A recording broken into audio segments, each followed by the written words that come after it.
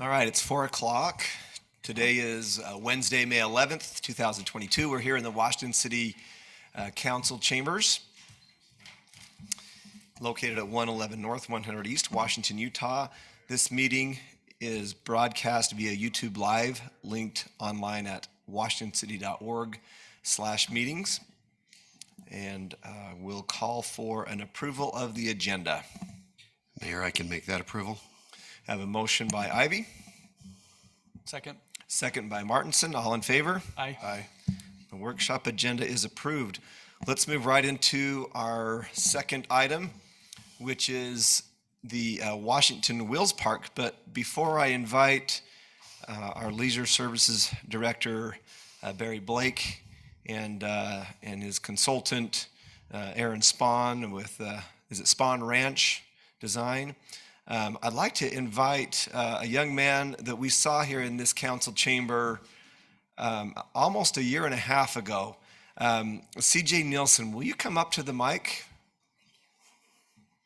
I believe it was November of 2019 when Councilman Ivy had invited you to come and talk about your vision or your idea of a Wills Park. Yeah, so it all kind of started because there's not a lot of spots around. There's no skate park very close for all the kids. So my idea was to make a skate park closer, because the closest one is all the way over, in the middle of St. George. It's harder for kids around here to get there. Yeah. So does it surprise you that here we are a year and a half later and we've got all of these designs and we've got funding and we're ready to start moving forward with this park? How does that make you feel? Yeah, when I just barely saw the bulletins on it, it looks really, really nice. And I couldn't have thought of anything better, really. And when I first heard that it was getting fast tracked, I was like, holy crap, that's crazy. And then my dad was like, yeah, the mayor wants to call you, I was like, holy crap. So, but yeah, I couldn't have had any higher hopes, honestly, because this is it's crazy in my, just the way that it's happened so quick. It's just crazy. But I don't know. That's my opinion. That's my view on it. So at first glance, which element of the park jumps out to you as something that you want to try? Definitely the park section, maybe the street section where there's all the rails and stuff. But there's definitely some good stuff in there, like the quarter to bank and then the quarter to bigger quarter. I have no idea what you're talking about. But It's all right, I can cover that for you. even just the bike track. The bike track looks like it's gonna be really nice. With all the box jumps, I might have to get a mountain bike over there. And then the pump track, it's gonna be concrete too, right? Still probably right on that. It looks nice. So before I let you off the hot mic, Aaron, would you just come forward for a minute next to CJ? And we just point out some of the features there, and then we'll have Barry come up. But we just point out there to Aaron some of the features. And have you officially met before? Aaron Spahn is a legend in skateboarding from before you were born. Yes, I've been doing this a really long time. I've become an old man all of a sudden. But yeah, the pump track is going to be concrete. So you're right. You can flow around on the pump track. Anybody can ride on the pump track. And we're not even seeing another great feature in these renderings is the big park course. Yeah.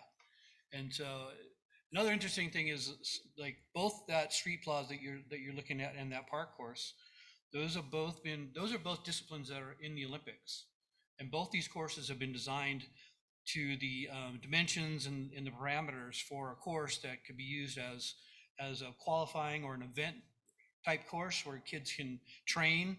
And we really think that that's going to be the future of skateboarding, is going to be more about coaching and training and opportunities for kids to become athletes and be in the Olympics, be Olympic athletes. And so this park, if it gets built the way it's looking right now, that's going to be an amazing facility. Amazing facility. Oh, So that's you'll be able awesome. maybe you'll be an Olympian someday. Hopefully. Yeah. So CJ, last question for you. How much time do you think you'll spend at this park? You better ask his mom. Yeah, probably either every day or every other day. Probably more than every other day. Yeah, maybe the question is how much time do you spend at the skate park now? About 8 hours a day. And you think, and there's friends and others that'll be there with you. You think, Yeah, for sure, 100%. awesome. Will you stay as Barry and Aaron go through the presentation for a few minutes? Yeah. Okay, awesome. Thanks, CJ. Well done. Way to put the wheels in motion on this. You can go ahead and sit down there by your mom. Barry, come on forward and tell us about this park. So we're going to show you the presentation. I've got the executive summary. You've probably all seen that. I don't need to go over that with you. But we're just real excited to be here. This has been a project that well, even especially the last, I don't know how many hours we've all spent on this in the last couple months, but it's been a great collaboration. We've been it's been neat. Aaron's been in Los Angeles, and I've been here, and Bill Jackson's been in Pocatello, Idaho, and Charlie is in, where's he at? New Jersey or Massachusetts? In Boston, Massachusetts. And so we've been, many times on the computer, going through stuff, doing things, changing things, coming back together. So this has been a lot of time making it all fit in the right place, having the right elements. We wanted everything that was wanted. And I'm going to turn the time over to Aaron to go through this. He's been wonderful, as has been said. He's known. He goes all over the world and does this, and we're just really thrilled to have him part of the team in doing this. And so, turn the time over to him, and then we will answer any questions that you have afterwards. Thanks, Barry. And Aaron, if you just give us just a little bit of your background, just tell us a little bit about who you are and what your company is, and then go into that presentation. So my name is Aaron Spahn. I'm 62 now, and I've been skating since I was 12. So 50 years I've been a participant and a builder and a designer and a business owner. So, and I've been doing this for 30 years, going on 30 years. We've been designing and building skateboard parks, traveling all over the country, all over the world. I have all kinds of passionate people that work for me that love what they do, love what we do. And so I'm really a very lucky person that I get to go and travel to communities and work with kids, helping them build their dream and leave something behind for them. And these parks become sanctuaries for kids. They become a place for them to challenge themselves and learn social skills and balance, and it just, they're great things. And so I was lucky to be at the right place at the right time to start to pursue what I love doing and build a business building parks like these. So I'm a fortunate person, and I'm excited to have been invited here to work with you guys. This could be an incredible project. It looks like it's going to be, and if you'd like me to go through, would you like me to go through my? So this is the location for where the park is going to be. It's the gypsum debris basin, stormwater basin. It's a pretty large area. We're primarily focusing on these two parcels of land up top here, which are about 14 acres. This is a map of projects that we have built in the state of Utah in the last few years. So we're doing a lot of work in the area. And I also point out that since I've been working so much in Utah that I bought property here in the state, and now I'm building a vacation cabin. So any opportunity I get here to work, I'm here. So this is two loves for me, this project. And this is the Ivan project that the closest one to you. This is how I got connected to this project. Both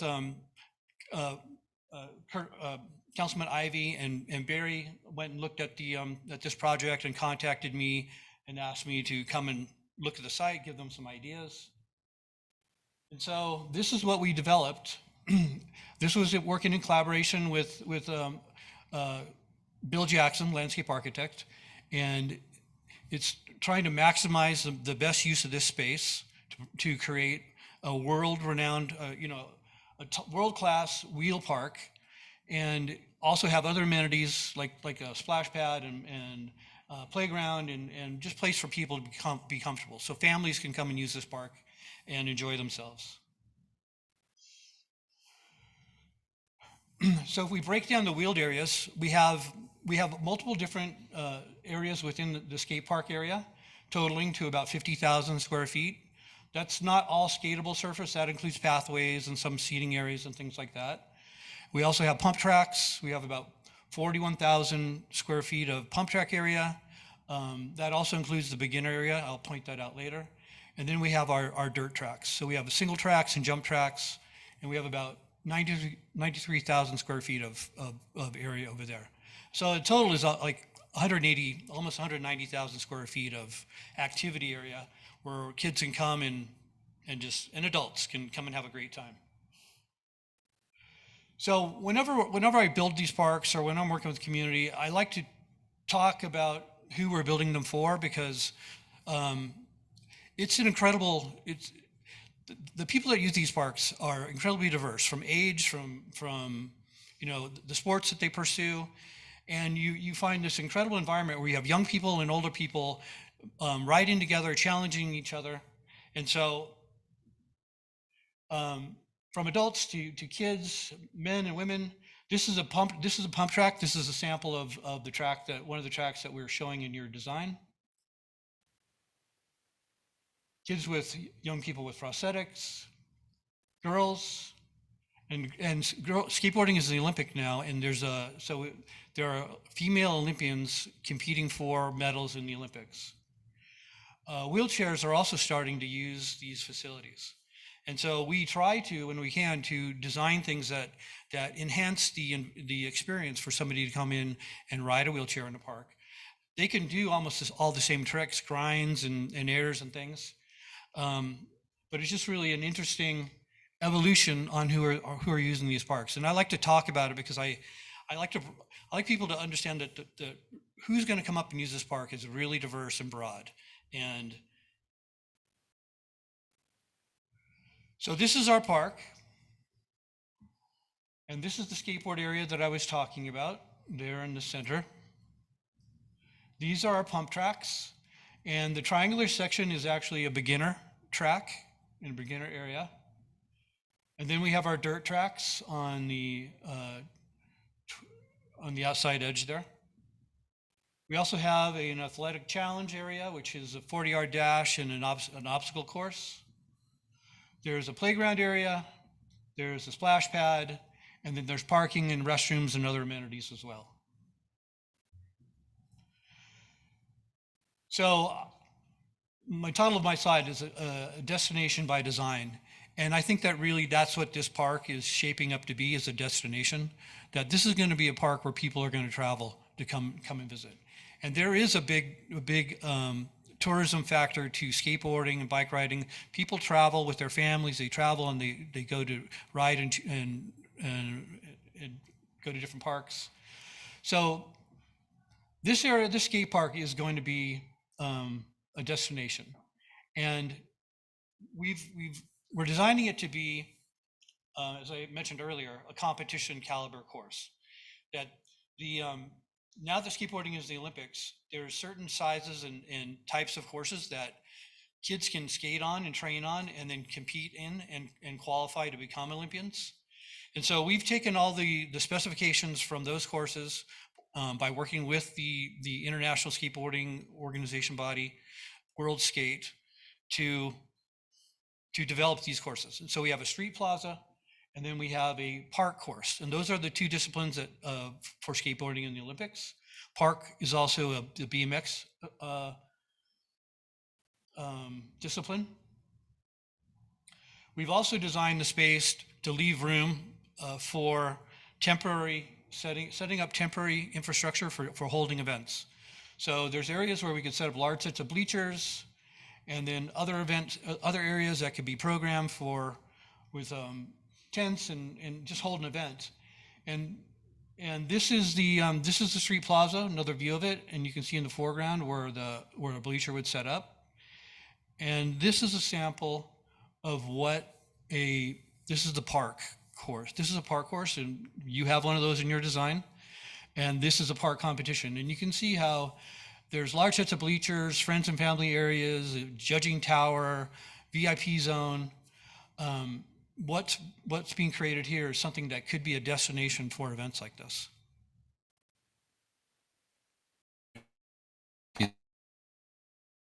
Surfaces that I see there in the rendering, are those just designs? We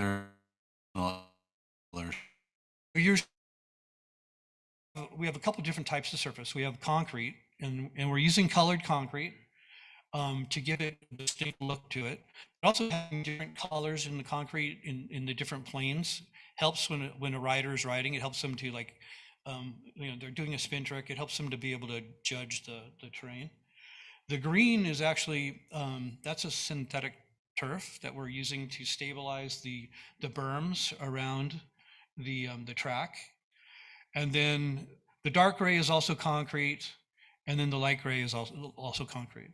So they all represent a type surface, but some of it is also, aesthetic looking. So the pump track is the large space with the green borders on the top of the screen. There's 2 separate courses. Those are designed to be used by all sports, skateboards, bikes, scooters. The way you use a pump course is you propel yourself through the course by either using your arms on the bike and to leverage the bike, and instead of and then down. Once again, that's our beginner area. So we have, and we would probably expand on showing the ramps for like bikes and stuff, kind of type.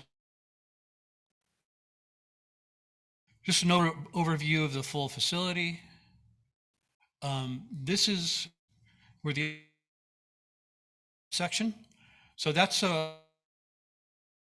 Green X is like an uphill position within the park. You can start there and generate speed to run down and go through a jump section.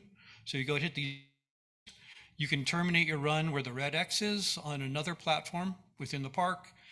And you can then cycle back to the top of the park to do another run, or the red X actually represents, and then there's actually another platform over in the corner that you run.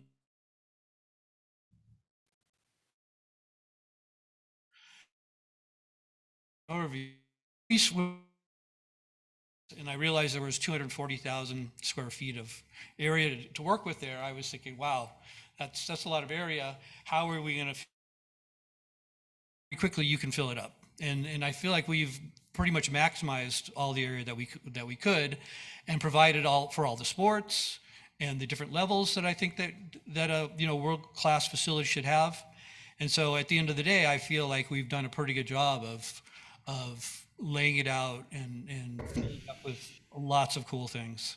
So it's pretty exciting. I'm pretty excited about it myself. And one other thing I want to point out, so you can see the orange arrows at the top of the screen. Like that's going to be where we're going to see pedestrian and wheel traffic coming in from the neighborhoods. Just looking at the surrounding neighborhoods, we know that we're going to have a lot of traffic coming in from those areas. And so we're kind of planning for that as we're laying out pathways. But we also look at this area where the red arrow is as being the primary entrance into the space. That's our thoroughfare. That's where you're going to get your real feeling about when you enter that space, about how cool it is.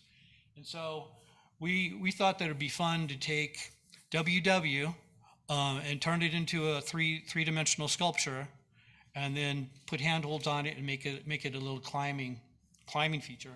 And that's right as you're entering into the space. So we have a traffic circle right here, pathways that go to different directions. You can go over to the skate area one direction, you can go to the beginner section going forward, you can go to the pump tracks or the bike tracks going to the left, or you can stay and hang out and climb on the W. Right now what we're doing, these are just really initial conceptual ideas that we put together in a fairly quick period of time based on, the size of a project like this or the scope of a project like this. Though there's lots of fun things that are going to come with the evolution of this design. More interesting art things that can be added, more sculptural things, more play things can be added. So we're really just kind of scratching the surface of what we can do here. This is just some slides of how we came across developing the climbing structure, looking for logos for the WW, and then took inspiration for another climbing structure and turned it into what you see out there now. And then I also wanted to just show you some images of some real parks, just to give you a feel for, what skate parks look like, what they feel like when this is going to be done. Renderings are great and they show something that you can almost feel, but seeing a real park that's well done really gives you a sense for what this is going to be. This is a project that we did in Newark. This is here in Lehigh. This park also makes use of synthetic turf. Putting synthetic turf in the infield of a skate park means that you have to no irrigation, no maintenance. It's durable, so skateboards and bikes can roll around on it. Sample of a concrete pump track. This park, you can also see the synthetic turf on all the infield areas of this park. A big kind of iconic feature. We can make that something. We always try to find something that says something unique about the community, something about the history, the culture, and try to incorporate it into the design.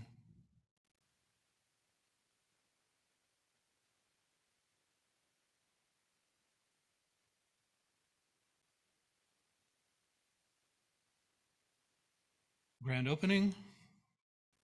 And this is my last slide. So Riding out in the sunset. yeah. Well, this is what your kids will be doing soon enough. I'm here to answer if you have any Yes, questions. stay up here. Barry, more than happy. council, questions, thoughts, comments. So one thing that we wanted to also incorporate in this is we wanted a place for skaters and those that ride bikes, but we also want families to be there. So that's why we incorporated some other things and designed it in a way where we've got pavilions and smaller areas, pump tracks, and different things where mom and dad can take the kids and have the restroom right by and a pavilion and some splash pad and playgrounds for those who can't do that at that time. And so a lot of thought and a lot of design's gone into this, and it's we're real happy about it. And so I guess that the question that we have is, are we on the right track? I'll start. So, months ago, you showed me a concept, and this is way different than that. And I think we talked about just some cool things, that the family thing. I really appreciate you doing that, because, I recognize that with St. George's Skate Park. It's a fun skate park, but it's hard, and they have the park right there too, but it's still hard to it doesn't feel connected. It's like hard to walk around. I've noticed that, where I have some kids that want to ride the skate park and some that don't. So I like that aspect that you've morphed it together. Mine comes more of a technical side on far as phasing, because I see this and I see that we don't have enough money. I know we don't have enough, and so I'm looking at it as we got to come up with good phasing aspects of, we got to get the stuff we can in and not. So we think we do. Well, Aaron and I have talked about this. We've gone over square footage. if we do, that's great. I just have yeah. a feeling with with the So- prices things are happening nowadays. I've been blown away with prices. I agree. Aaron has built some stuff lately, but we've looked at this. We put some things together. The next thing that we will do is we will get with engineering. We will go over this stuff, make any changes we need to. We know there's going to be grading and all kinds of stuff that has to be done. We've already spent a little time doing that and have some ideas of what needs to be done. But that's our next step, and to take a look at all this, do some value engineering, make sure that we look at all the prices, see what we can do for the And I'm all best. about value engineering, but I also want it done nice. It will be. And so It if we will have be. to, in my opinion, is if there's a section that, hey, we just can't afford it right now, but our plan is in the next few years, let's just phase it off. Like, we can take a section and not do it, but have it ready. That's all I'm saying is that we know we have this. We're looking to bond this amount of money, or we did bond that amount of money. Yeah. And so, and we can bid it and see where it lands. But I hope that you would reflect that. Let's get the parts that we have to get in now, and anything above and beyond we can do as a phased approach and bid Also, it that way. And We're say, also looking at some other avenues. I know Ben is working on a grant through, Yeah. I won't even tell you the amounts of money that we're looking at granting for in different areas, but we're also working on those things. And so we'll keep working on this. We just wanted you to see it. We're excited about it. We feel that we've got the right elements, the right things in there. And if there's something that you feel that we need to change or another direction, that's why we wanted to be here and just keep you updated, and we'll keep doing that. I really like the plan. I think it's way more impressive than I envisioned starting. I mean, at first we started with, hey, let's just get some dirt tracks out there, and then I know it's morphed into. So I really like that we've hit all these aspects of it. So I think you nailed it out of the park, personally. We spent a lot of time making it connect, as you said, with different areas and different places, and we use the wheels to do that, kind of like roundabout areas. They can go this way, and make it easy to come from the splash pad area over, and vice versa. It's a really easy place to traffic to flow through it. So, Can you pull it back to that rendering, kind of the top-down site plan? I thought that I like where you pointed out the splash pad and some of those. It almost looks like a wheel with spokes. that's what it is. That was the plan. Yeah. And all the circles, that's all by design. And so, we look at things aesthetically too. I know a lot of people don't see what I see and what Aaron sees and Bill sees. I know some of you do, but when I go into place, it's the details. The details really make a lot of difference. And even though people may not notice that, knowing what they see, I think they still see it. And it makes a big difference in what's there and how it's used. So. I was trying to figure out how many W's I saw, and then More. there was the W climbing thing that also tripped me up. As to access and parking, Barry, can you just describe that a little bit? So we come off 3650. We come off George Washington. Come off George Washington. It comes down off the Basin. There's, if you all know where the storage units are, just that'd be as you come down. If you look at this picture, just off on the right-hand side, we have a detention area up above. This is a basin, a flood basin. Most of the flooding that takes place in this is below this. There's some really big flood areas that come right below the parking lot area, coming from the east. Well, let's talk about that for a minute, Barry, since you brought it up. That I really like that they have designed the parking lot down on the lower portions that way, and drainage, that the drainage will convey across the parking lot, and it's a lot easier to clean up, because potentially we could get these floods, and they are in drainage basins. Sullivan Soccer Park was the same design of the lower parking lots closer to the river to clean off that and protect the fields as much as we can. And it's the same thing here. So we have a water feature that runs through. It's not shown on here, but coming from the detention up above, it's just a kind of like the boilers, where you come across the bridge at the boilers and you see the big ditch with all the rocks. It's pretty, and it'll be the same way. So it'll convey down off that, down on the right-hand side of the road. It'll come underneath the road as it comes in, and then it'll go down into the debris basin. This is also designed as a potential to do other phases further. And so, especially as you look at the parking, there's a huge there's a power line that goes right along there. So there's a big, I think 50 or 100. I don't know what the easement is through there, but the plan is down the road. If we can do other phases, that's where the parking will extend, and that's one of the biggest reasons why we want to do it there. The power line's there, so we have the easements there. Nothing else can be built there, and also that's where a lot of the water will flow. There's a tower, right to the west of that more. So anyway, it's designed to expand and do more with it down the road. That's why we did the dirt track, BMX where it's at, and ended the parking right there, because in the future, if we were allowed to do that, that will be an extension, and we could have a potentially a mile and a half a mile BMX track, a competition track that we could have big competitions on. So those are things that we have other preliminary planning on. So Barry, is that also a city trail that ties in? So it's not. It's on top of the dike there. A lot of people walk it. It's not officially a city trail, but we're going to utilize it like it is, and it probably will be at some time. I mean, it goes around this whole basin, so it's a trail right now that people use, but I don't know how long it is. It's probably, I bet it's a half mile to 3/4 mile right now, down along there. So I want to share. Take that in with the plan too. Sorry. I thought you. I want to share how this concept started. I was CJ's teacher, and he's a great young man. We built a really strong friendship. And one day we were out on the playground, and he just said, "Mr. Ivy, how come we don't have any places to ride skateboards?" I know we kind of brushed on that, but that concept, and when we talked, it really resonated, and I liked that process because it shows what good government does. Is you have an idea, it's a good one. Even in younger people can have those. But as we talked about it and brought it forth, I would be amiss if I didn't mention the two generous donations of property that, it still just gives me goosebumps when I think about it. They donated, two different individuals, great citizens here in Washington, donated the 15 acres for this park that really was the springboard forward for this. And when we were first talking, Aaron asked what I saw or what my thought was.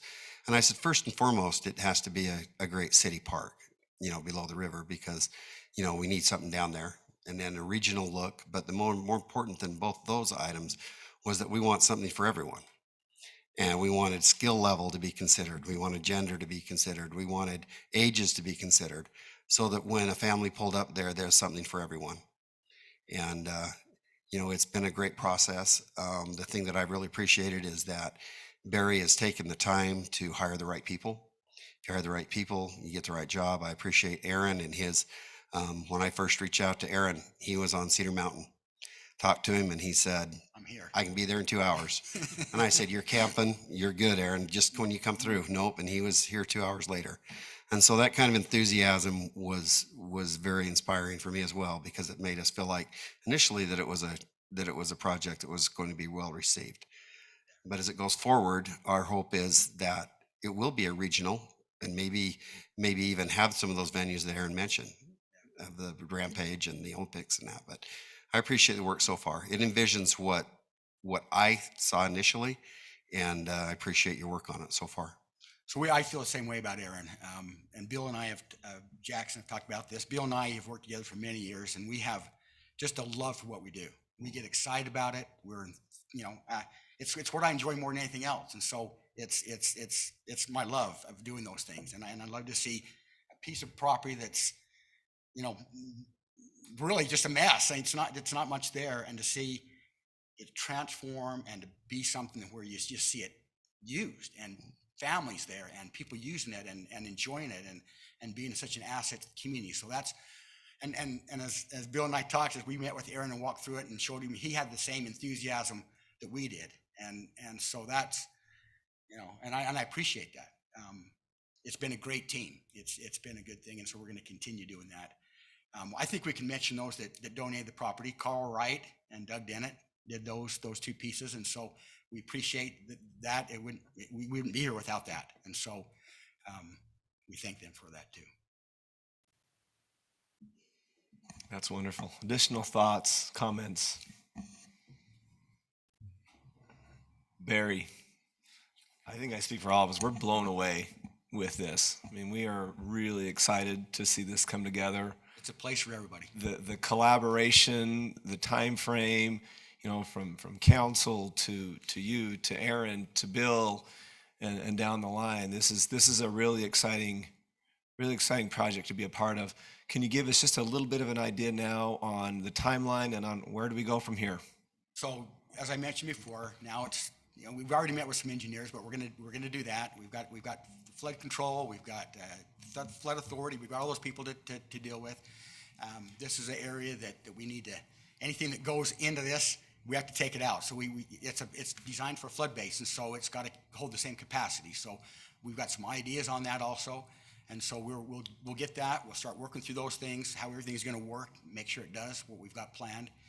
And then we'll start doing the design, the specs, and go out for bid on it.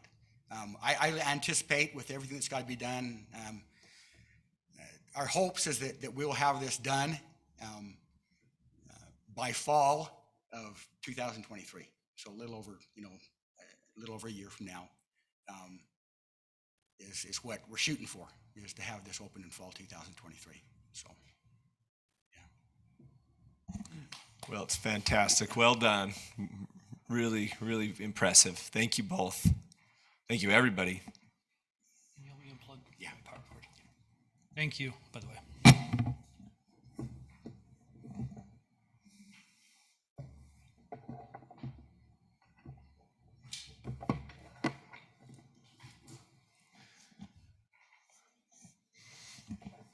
All right, we'll continue on here. We've got 2 more agenda items, and we have a hard stop at 5:30. But I wanted to give as much time for the Washington Wills Park, as necessary. Okay, we'll move on to item number 3. And this is Washington City Utility Policy. And I've invited our city treasurer, Carrie Wheelwright, to come and present some thoughts and ideas to the council. And after he presents on that, I'd be happy to have the council ask any questions and share any feedback and thoughts to him as part of this workshop. Carrie. I apologize. What I have to bring you is nowhere near as pretty or as exciting as what you've just looked at. But what I am bringing to you is a request for a resolution to change some policy in the Washington City Utility Office. And the policy change that I would like to propose, and you have a copy of the resolution, I believe, in your packet, is that we would like to change the responsibilities for the payment of the utility accounts that are issued by the city. And those would only be the responsibility of the landlord when they have a renter that is involved in that. We have a number of reasons that we would like to do that. Of the accounts that we have to write off uncollectible, or the accounts that we sent to collections, or the accounts that we have the most difficult time collecting, about 70-80% of those are renters, as compared to collection from landowners. We collect about 90% of the funds that we have there. We have very little problem with that. Usually if we have a problem with a property owner or a landowner or someone who owns their own home, then it is usually because their credit card expired on express bill pay, so their auto pay didn't go through, or they're on vacation, or occasionally we get a foreclosure that comes through in regard to that. But the problems that we have with the renters are, well, it's kind of ironic because today is our shut-off day, and yesterday, all of the girls in the office were going through calling people on the telephone, reminding them of that, but we still ended up with 54 people on our shut-off list, which we consider a great victory. But of those 54, 53 were renters. And what happens in situations like this is we end up shutting them off, and they have another bill that is going to be coming, plus they have one where the meter hasn't even been read yet. So by the time we get to them, we end up with an average balance of somewhere in the neighborhood of $350 to $400 that we end up writing off or sending to collections. And when we send them to collections, we collect about 12% of what that money is.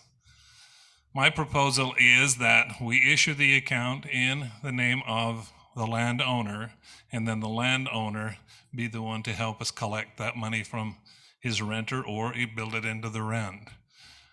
Back in 1989, the Washington City Council, actually with the water utility, passed a resolution that became part of the code that says they had the landlord read this or sign this statement: in consideration of the acceptance of the application for water service submitted by the tenant, I will pay for all water services for any such tenant or any other occupant of the address premises in case such tenant or occupant shall fail to pay for the same according to the ordinances, rules, regulations, or resolutions enacted by the city. That was 1989. There's a similar statement that is on the electric portion in the code as well. That says the city council may by resolution require the landlord or owner of rental property to be responsible for the payment of electrical power services furnished to the property, whether or not the landlord or owner resides upon the property. In addition, the landlord or owner may be required to post such deposits with the city as the governing body may deem appropriate to ensure the payment for the electrical services. Again, 1989. The reason I'm bringing this at this time is not that it hasn't been a problem before, and not that the problem seems to be growing a great deal right now, but we need to head it off somewhere along the line. We are a growing city. We have far more rentals that are coming in now at this time, and we're going to see more accounts that are going to be more difficult to try and collect from, which affects the power rates, the water rates, and all other rates for every other customer of Washington City Utilities. So if we could get some assistance from the landlords, they are in a business to make money. We are not there to subsidize them. We are actually there to provide the service. And there are several options that we could look at in this, but I'm asking that we get the landlord a little more involved. And it looks like the council has felt like that in the past as well. While I've been researching this, I actually sent out communications to every other utility office in the state of Utah and got a response from a number of them. And there are a number of cities and towns in the state of Utah that do this type of a program where they make the landlord ultimately responsible for that. Another thing, we could do away with deposits if we had the landlord as part of the account, because we wouldn't need to get that deposit if we desired not to from the renter. Because if the landlord sells that property or sells their own property, we always get an assessment request from the title company. And if they have an outstanding balance that is on their utility account, we give that to them as an assessment, so we get paid at that point in time. However, if it's a renter that is in there that has accrued that liability, when we get that assessment request, we can't put the landlord on the hook for it because it's not in his name. We have nothing signed that said that he's going to be responsible for that. So we end up not collecting a lot of those because the renter leaves. So I think it makes sense. I think we can look at some different options with it if we need to look at some different options so that we can find something that will work not only for the landlord, but for the renters and also for the city, so that we're not losing the money that we would normally lose. On any given year, we send about 150 to 160 accounts to collections. The average balance on those accounts is between $300 and $400. So, questions, comments? Council, I'm happy just to let you dialogue with the treasurer on this. Please feel free to give comments, questions, interaction with Carrie. So I'll start. I'm against it. I think we should let the renters rent and pay their utility bills. People use their rent differently, or their utilities differently, so their bills could fluctuate. I just think we should leave it as it is. I understand it's a problem. It's a problem in a lot of cities. It's just dealing with renters, but I think it has to do with property rights, and you should be able to rent your property and allow them to pay their own utilities. Okay, thank you.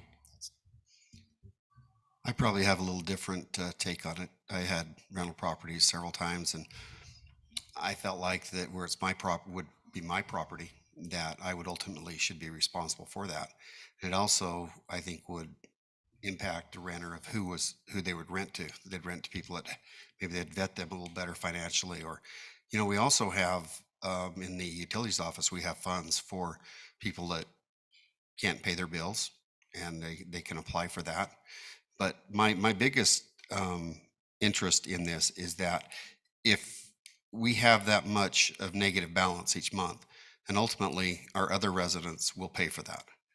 And that's my concern in it. I think that we need to take a good look at this, because ultimately we don't want to drive up prices for other residents. But that's just my initial thought. I did do some research myself in other communities, and you answered my question whether or not we had laws in place to be able to enact this. We don't, and it looks like that we do, but that's my perspective. I think that we could make this work on both ends if we try a little bit. So that's my Thank you. opinion. So your reasoning for this is because it's easier to collect from the landlord than the renters? Does it boil down to that? I don't know that it's necessarily easier, because we do a lot to try to collect from the renters. I've got 4 girls in that office that spend all day Monday and Tuesday before the Wednesday shut-off day on the telephone collecting. In addition to that, we send out letters telling people that they are delinquent with their accounts. And I can tell you right now, every month, it is many of the same people on that list each time. So I don't know if it's easier to collect from them. I think it would probably be much more consistent. So what is the reasoning then for putting the burden on the landlord?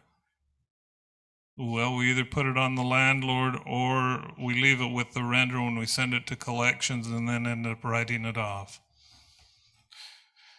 And as Councilman Ivy mentioned, when we write off certain amounts, that drives prices up as far as any of the other utilities that we have in the city. So, but this will also drive prices up for the renters for affordable housing, because landlords will, if the average utility bill is $50 a month, they're going to charge their renter $100 a month.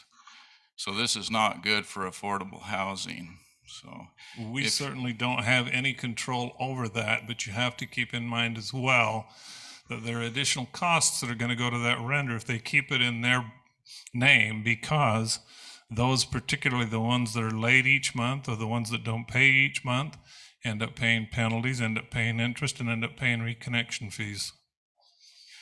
So if the reasoning is that it's easier to collect from the landlord, which that's the bottom line here, is what it sounds like to me, then should the landlords also be ultimately liable for the gas bill or the cable bill or the internet bill? That would be up to those companies. What about if I'm a landlord and the tenant rents, or what if the tenant buys some furniture and doesn't pay the furniture bill? Should the landlord be ultimately responsible to pay that, since it was used? I mean, is it the landlord that's the consumer of the power, or is it the tenant? The tenant's going to be the consumer of the power. Right. That's going to be the benefit of the landlord. We don't have any say in who they rent to. They don't bring them to us and say, okay, this person has excellent credit. This person can give you a letter of credit from several different places or whatever else. We have to take whoever they bring in. Some of them have good credit, some of them don't. So I'm 100% against this. I appreciate This that. is a bad idea in my estimation. So. In your analogy before, I could use the same thing as if someone went to In-N-Out Burger and were unable to pay for their burger, but said, hey, Washington City will pick it up for me. Are we still supposed to be liable for something of that nature as well? That's not comparing apples to apples. I think it is. Not even close. So I think it is. I am 100% against this. So I think it's a horrible idea. I'll be a no vote. So. Well, I appreciate that. I appreciate your candid views. So I was just wondering, when you said you had how many that their power was shut off? Did you say there was 40? There were 54 today. 54. So after you shut it off, how many of those end up, like how long does it take before you said that there's fees to reset up their power, and some of them never come set it back up. That's where we lose a lot of them, is we never turn that power back on at that place, because usually the people realize that they've become delinquent on their utility bill and they move. So the percentage that actually turn their power back on, have an idea about how many? When I left the Yeah. office today to come over to this meeting, we had 15 that had not been turned back on yet today. So we had turned 39 on. But each month you will have an average of somewhere in the neighborhood of 5 to 6, because some people take 2 or 3 days before they ever come back in to pay. And once they've paid, why then we turn it back on.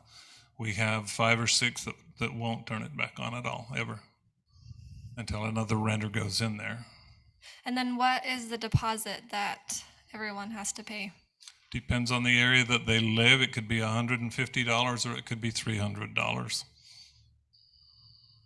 And you don't do, when you said, Before we do that, can we That's explain dependent that? on whether or not they have electricity or not. That's correct. If they have Washington City electricity, it's $300 and not.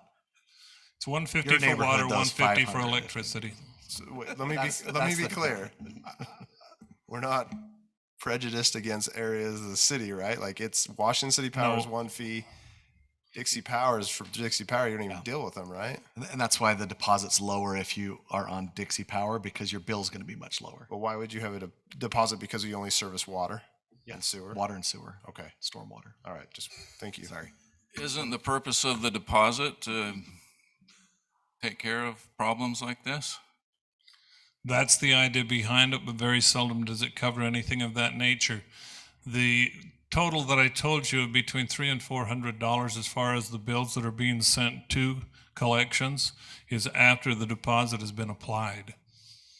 That's one of the very first things that we do if we find that they've left the area. Before we ever send it to collections, we will take the deposit and we will apply that deposit to the delinquent balance. I just do not see the logic on how the landlord is responsible for this. When a lease is signed by a tenant, it's basically their home. And so I don't, for all intents and purposes, it's their place, their residence. And you guys are providing a service and a product to them, and they're consuming it. Us guys are not what Washington City is. Yeah.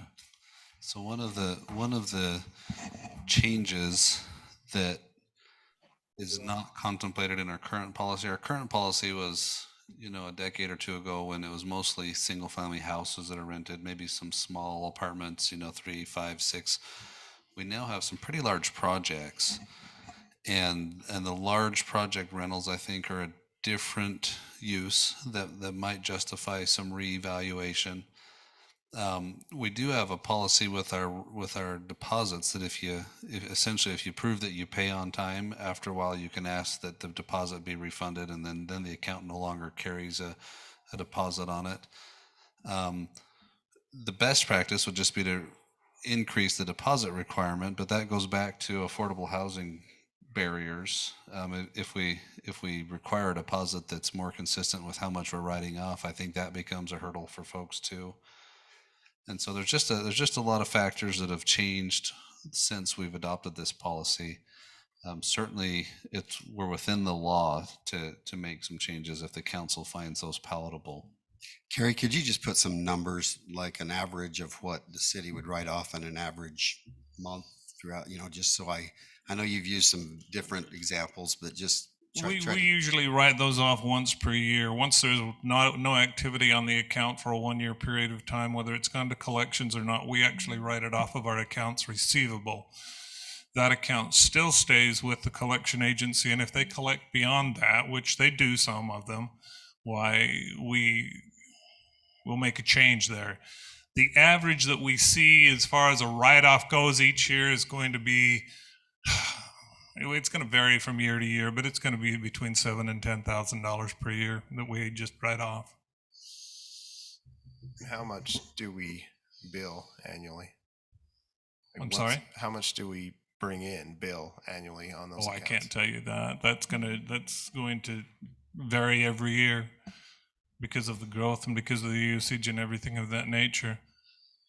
So one way to look at this that might be a little different way is, you've got a business owner that comes in and as a business practice is renting units.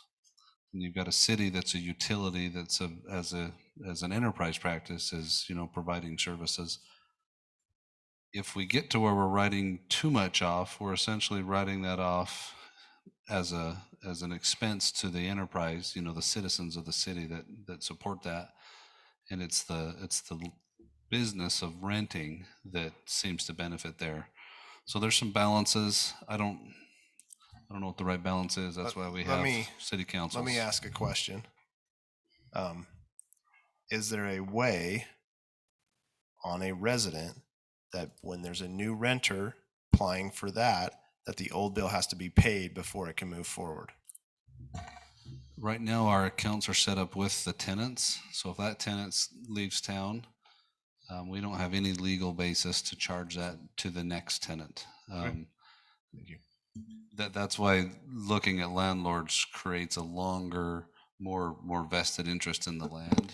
So you write less off with landlords. I understand where everyone's coming from. I agree with Councilman over here that,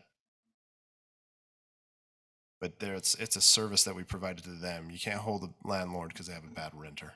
That's my problem with it, is that you can't control everybody you rent to. Sometimes you don't know what you're getting into. They rent, they leave town, and it's a service that you provided to them, not the landlord. So that's where I'm falling. So there's a couple reasons maybe why, and there's some logistical reasons why those bills get so high. One of them is that we always bill in arrears. So we use the water or the electricity, and then it takes us time to read the meters and then send out the billing. So you're kind of always paying a month behind. And I know that's one of the issues that we run into as well, when the heat goes up and all of a sudden, people are paying higher bills. Well, when it cools off, because you're a month behind, that bill takes time to come back down.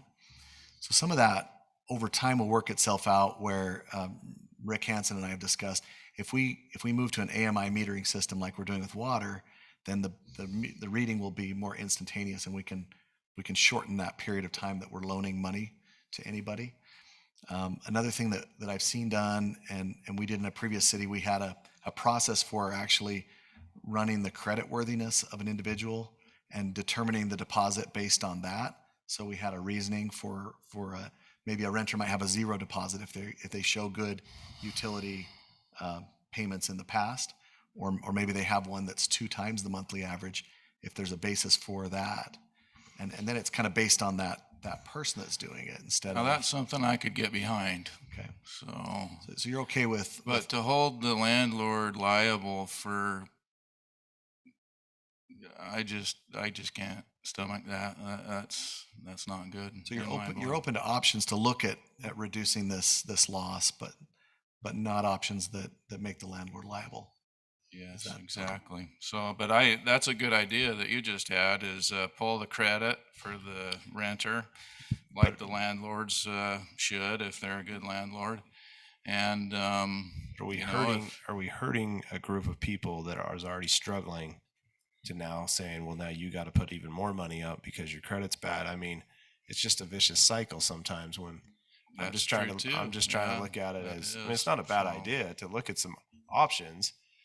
But we talk about affordability, and I agree. There's a group of people that they're struggling and their credit's not the best. They've struggled. That's sometimes why they're renting. They can't afford to buy a home, so they're renting, and maybe they're trying to build their credit. I mean, we did run into that. We did run into that. It's an impediment. And when you do twice the monthly average for the apartment, or a trailer may not have the same type of insulation, and so if they're running electric heat or electric air conditioning, sometimes that can be a really high amount if you're asking for twice the monthly average, and it's not as energy efficient as other places. So you run into that problem that sometimes people who can least afford it have the largest deposit and also the largest bills. So it's a bigger problem maybe than just Washington City or a policy that we can enact. Right. And it's, as I was talking about with affordable housing, a landlord's mindset, and full disclosure, I'm a landlord. I own several townhomes that I rent out, but so I'm very aware of this kind of thing. But, if we task the landlord with being paying the utilities, what will happen is, if the average utility bill for the apartment is $50, the landlord's going to charge $100 just to make sure they're covered, you know. And so, you know, that's going to raise the prices of rent. That's just naturally going to happen. That's what's going to happen. So, I mean, you know, Craig or Councilman Coates had a good point. If we're writing off $7,000 to $10,000 a year, what was the total last year of utilities paid, so that we can have a percentage, you know, because that would give us an idea of, is this really a huge problem, huge enough to make a big change like this? Or, I mean, you know, the total of utilities last year that were paid into the city? I don't know the total No of idea. utilities. You could do rough math. There's like It'll 10,000 certainly be homes in in the the city, and if they're an millions. average is, you know, above the river, you know, it's But hard again, to- you've got homes that have got $1,000 a month for a utility bill, and you've got homes that have got $100 a month for a utility bill. Right, but if we're talking $7,000 to $10,000, and if we're taking in $20 million in, you know, utility bills, I don't know what it is, but you know, it's not that much. So to make a big change like this is what I'm saying. So Appreciate that. Thank you. Councilman Martinson. Yeah, it'd be interesting to see, because we talked about the reconnect fee, we talked about the finance charges. What is I hate to use the term revenue that is generated from that, the dollars that are collected from those reconnect fees. It'd be interesting to see the analysis of that, to see if those more than make up for, because if you're shutting off 54 and 6 of them are not turning back on at a $50 reconnect fee, just doing quick math, 50 times 4 is $2,000 a month. You're already making $24,000. But we don't collect that money if they don't pay the bill. Well, but to be reconnected, don't they have to They the pay bill a connection fee. Everyone pays a connection fee of $25, to reconnect? regardless. But we have that even without them walking out on the bill, without someone walking So out. how do they reconnect their power to get their power turned back on? Are you asking, they They- have to get they- current, they- right? Don't they have to pay their electric bill and pay the $50 reconnect fee? They have to pay the pass-through amount, and they have to pay a $50 reconnect fee, plus all of the late fees that they would have accrued during that time.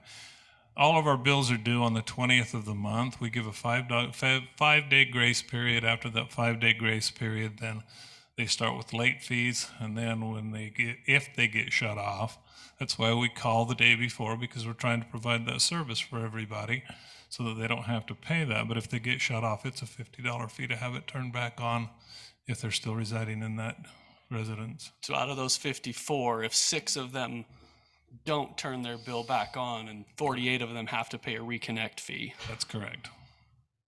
there's your difference.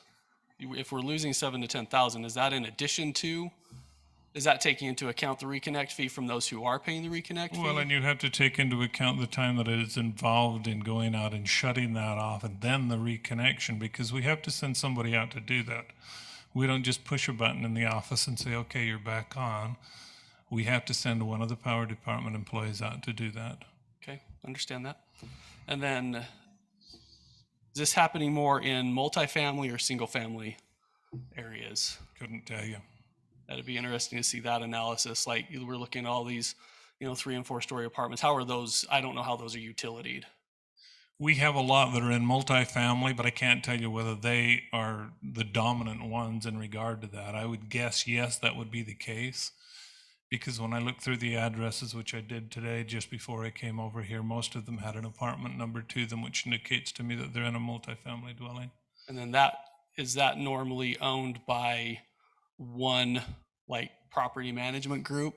Because Yes. something like that, we could look at it and say, hey, multifamily, if it's more than this, and I don't know how we can do that, but if we're seeing that most of the offenders are in those complexes, we could look at something specific to that. And then my last question, coming from a renter perspective, what if the landlord's, their credit card is expired, it doesn't auto pay, they're out of the country, out of town, not able to contact them, the renter's now without power if the landlord's credit card is expired? how does that The get renter still has resolved? the opportunity to pay the bill because the landlord can assign that bill to the renter. One of the options that we have is that we can put that into the renter's name as far as the account goes. The other option is that we put it into the landlord's name and then he has it assigned over. I've seen that done with paperwork on all of the cities that I've gotten stuff back on. So they would still have the option to go and get that paid themselves. And one of the options that we even discussed in the utility office was that we would have the landlord assign that to the tenant and have them pay it. And then if they left with the bill owing, then we could go and request the landlord to pay what is left over on that after they've left the area. Sounds like I've got a daughter in college or going to college and she wants to rent a place. And I get an email to be the guarantor. Is that kind of what you're saying? It's something Yes. like that. This has been a good discussion. Are there further comments you'd like to make, Carrie, or further questions or comments that staff or council would like to make? Can I just make a comment and without stepping on your toes, it feels like maybe there's more information that the council's looking for before we move forward either way with the item? Or would you, Mayor and Carrie, be okay if we pulled this item from the regular meeting agenda? Yeah, thank you. And, That's and exactly worked what I was on it going a to little say. bit more. I'm also thinking of, it's at the very end of the agenda and I don't want everyone to have to stick around if we've already kind of recognized that thank maybe you, we're Jeremy. not Let me quite take the ready. temp real quick. Would you, council? I was kind of thinking that if there were any final comments, I was thinking that they would likely just pull this from the agenda and go back to the drawing board. Is that kind of what? I would like that. Can I ask one more question? I know Ivans does this, I think, and Orem City. Do you know any other cities that do this? Oh, I've got a whole stack of them over in my office. Vineyard does it. North Ogden does it. Almost Cedar City does it. Almost everybody everyone that I got a response back from when I sent out a request for information, everyone but one of them did it. Spanish Fork was the only city that did not do it. And according to their treasurer, they used to do it. However, they have taken over the cable TV. They've taken over the gas. They've taken over the internet and so on and so forth. And when they took those services over, they did away with that. But they were the only one that came back that was not doing it. But I got, I would say probably 24, 25 positive responses of cities that do. We have a network in the treasurer that we call treasurer to treasurer.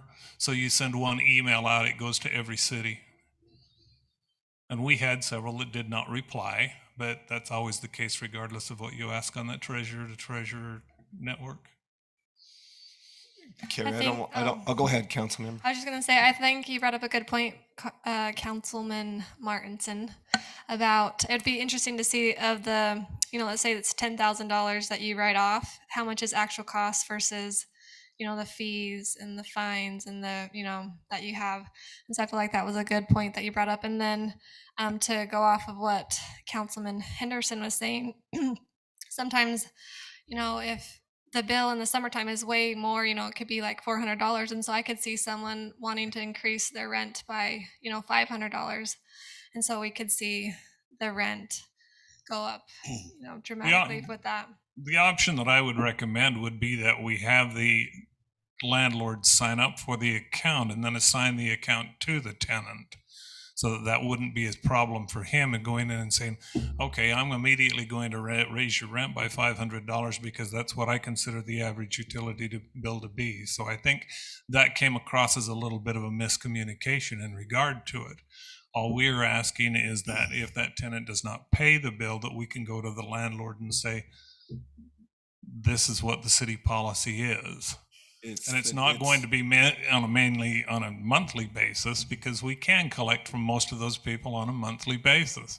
It takes some additional work, but we can collect from them. So it would be mostly what we would see after people have left the residence. We ask them to give us a disconnect notice. People like that are leaving in the middle of the night and leaving us with a bill, don't come in and say, oh, by the way, I know I owe you $600, but here's my disconnect notice. I'd like it disconnected on such and such a date. They don't do that. So we kind of fly blind into that. And we find out after the fact when we don't turn them back on, or a month or two later when they have a bill out there, we find out that's when they've left. So that's when we would approach the landlord and say, do you know where they went? What can we do? Will you stand for the bill? So one thing I know that the council can all agree on, and that is we all want to be good stewards of the citizens' funds.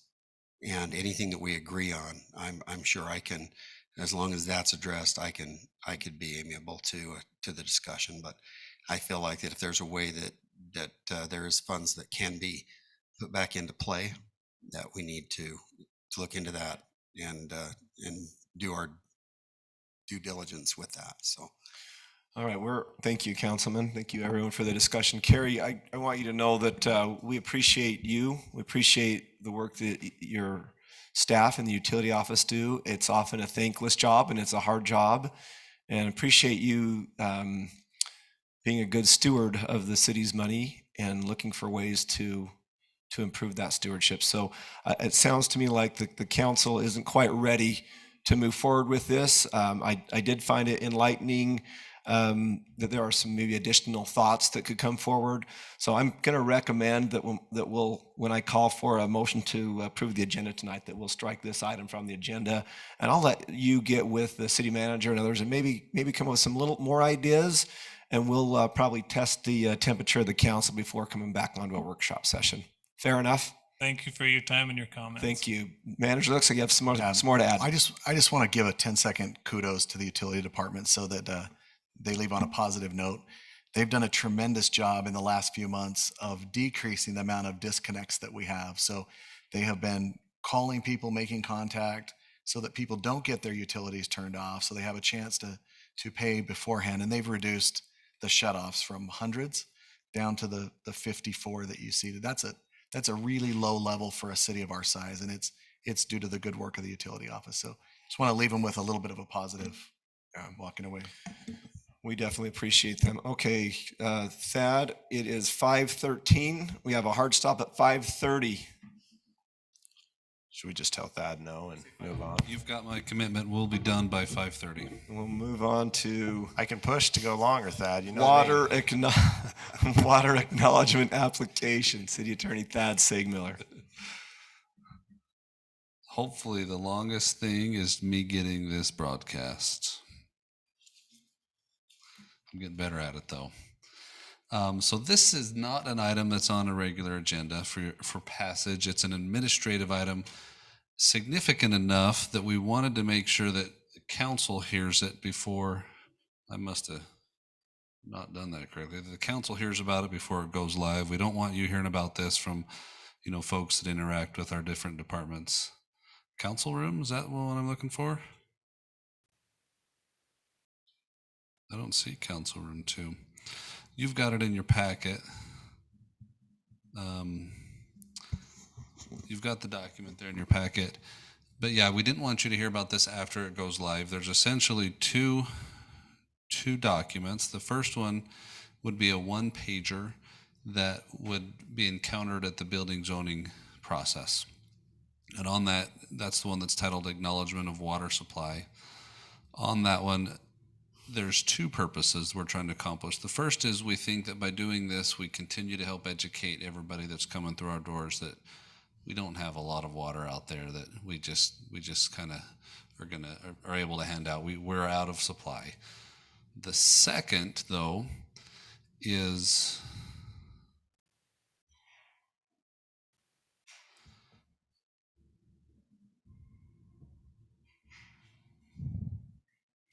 it's asking for a passcode, but I'm not seeing that on my iPad.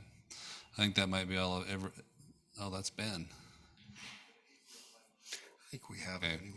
The second thing we're trying to accomplish on this is there is a question as to when water service vests to a lot within a plat. And so we're trying to establish within this language some defensible position as to when that vesting might occur.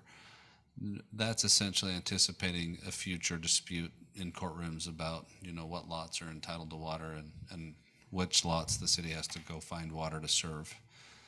And I don't a judge hasn't ordered that yet, so we're still just trying to position for that. I don't know why I put 5 signature lines on there, but obviously we're prepared for the multiple owner application.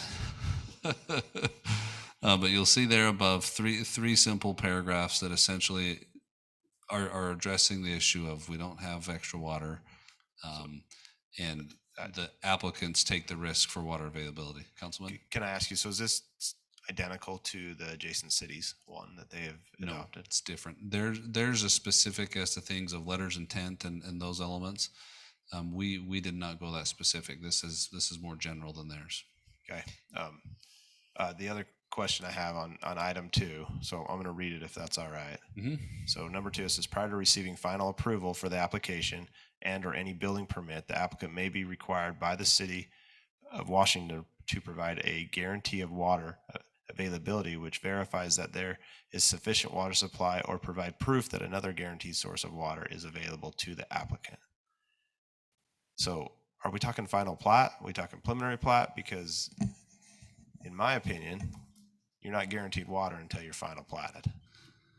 So you tell me the legal standpoint is that you don't have a legal lot. You have a lot that you preliminary platted, but you're not fully invested until you have your lot recorded. You won't be surprised. Developers are of the opinion that it's vested at preliminary plat. And I know I work with a lot of developers, and they might think that, but I'm just telling you my opinion, which doesn't mean much. My opinion's more similar to yours. I think we look at factual. I don't think that there's vesting until you come and ask for a connection. Well, I disagree, because you have a lot that the city agreed upon. I understand a preliminary is preliminary, right? Final plat, you're saying, yeah, we agree we're providing them water. That's where the full vesting, in my opinion, stands, that they have the right. And so when I look at this, I look at it as, you say final approval, does it need to say final plat approval or approval? I'm just throwing it out there, is that I think that paragraph is worthless unless you define what that approval is. But that's just my opinion. Yeah. Part of why this is generally stated is there is a scramble between the water wholesaler and the water retailers in this county. And the challenge is the water wholesaler is a governmental entity as well. And so it's generally stated because we haven't quite worked out with the wholesaler how we're dealing with this problem, which is in this area, the land use applications are being approved by a body that doesn't manage or control water supply or water availability. In other areas, they do. Or they require a letter of intent with building applications. So they've got a letter of intent to serve from the water supplier that says we've got sufficient water for this application. We're separated on that right now, and it's increasingly becoming problematic because we're getting apart from each other, where the wholesaler may or may not have the ability to keep up with the legislative land use body's ability to approve lots. So Thad, how does a will serve document play into this at the municipal level? We would love to have a will serve letter for every single lot that shows up on a preliminary plat. Our area is not required that. That's not been our practice, but that would give the city, the will serve letter essentially gives the city coverage from any liability for that, because the water utility has already guaranteed service. So are those provided, the will serves are provided at the county level or the conservancy district level and not the municipality? They're not provided at any level in the county that's served by the regional line. If you go to Vail, if you go to Enterprise, if you go to cities that are not serviced by the regional line, every single lot that's platted has to have a will serve letter with it. And so that's why this document is important. That's what we're trying to accomplish here, is start to bridge the gap between our wholesaler that manages water supply and the city that just manages. And I'll interject on lot that too, approvals. just from the board standpoint at the Water Conservancy District. And I will be missing that meeting tonight because for the scheduling, they're having their meeting tonight. But on that agenda is a discussion of regional water supply agreement / water limitations, and another item, a discussion of will serve letters. So the board at the Washington County Water Conservancy District is aware of the situation of the little bit of disconnect. And so it's not something that the water district that we're turning a blind eye to either. But I like what you're doing here. I think the point is well taken, that you're saying we're doing everything we can to limit lawsuits based, regardless of varying opinions on when you're vested with water rights or water service. But shouldn't that be addressed before you final plat? Because that's my problem is you go and invest millions and millions of dollars in a subdivision and you're like, oh, great. Appreciate the road, appreciate that. You can't sell one lot because we can't give you a will serve. I think this really puts it in their court. They're taking that risk, right? And similar language was included in the last PCD agreement that we approved. I agree. Because we want that risk to be managed at that level And rather so than managed at our level, if we can help it. But from the water district standpoint, we're trying to get it right. They're trying to get it right based on, you have large developers that could come in and buy up all the will serve, right? And then you have local contractors that, so I hope you the cannot process buy a is will important. serve until you have a project. Well, the process is important, is what Yes. I'm saying. The process and the equity within the process and for various sizes of builders and projects is important. So I can tell you the district's on the front end of that discussion, but I like what you're doing. I like what we're doing to have a defensible position. So I think that the situation is such that we need to get the city out of being a liable. All we do is maintain meters and make sure that they get the right infrastructure built into these houses. We don't have any role in guaranteeing water. So we either need to start requiring will serve letter at every single plat, and we'll decide which level. That gets the city out of it, out of responsibility. Or we try to do something that says we'll keep operating how we've done and try and start identifying.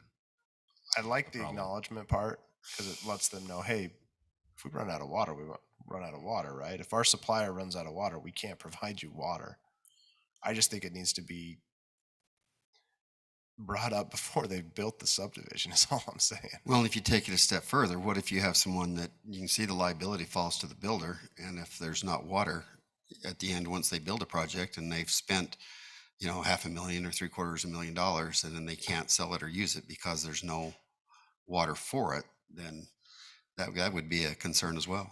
Yeah. The global concern is that we have or are soon to have platted more lots than we have supply.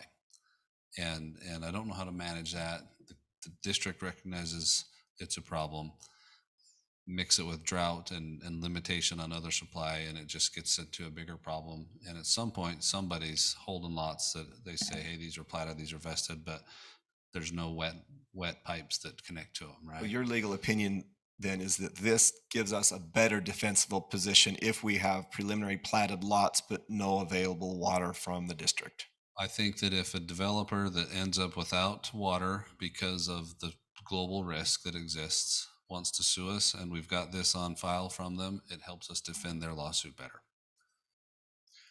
Further At thoughts? what point do you hand this to them at what point in the process? We would ask them to sign this as they bring their application to begin development. For preliminary plat, right?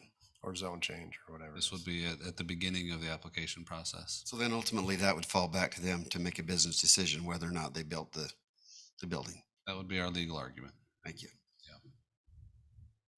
So that would be, again, just a one-pager application.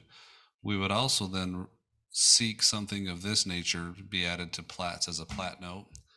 And again, we've already informed the developer. Real estate law says that subsequent owners are presumed to have knowledge of the notes on the plats. The reality is most people buy their lot and don't pay attention to what's on the plat, but real estate law assumes that that's one of the main functions of a county recorder, is to give subsequent owners actual record notice of covenants and restrictions and notes that apply to their lot. And so this would be on the plat. Real estate law would assume that every subsequent owner of lots on that plat would have knowledge of this. Now, technically, if somebody buys a lot and moves in, they've probably already got water connection. And so it's probably moot for that scenario. But if there's somebody that says, hey, I'm going to buy this plat from a developer, there's 35 lots that are platted, I'm going to build them out, one or two at a time over a time period. That person, that type of an intermediary might need to know this. But similar language, just essentially saying, these platted lots are subject to the same reality that we are regionally, which is limitations on water. We're not sure we have the ability to guarantee water to everything that gets. Our planning seems to be better than our seems to maybe be ahead of our ability to provide water to everything that's getting planned. And so that would be on plats.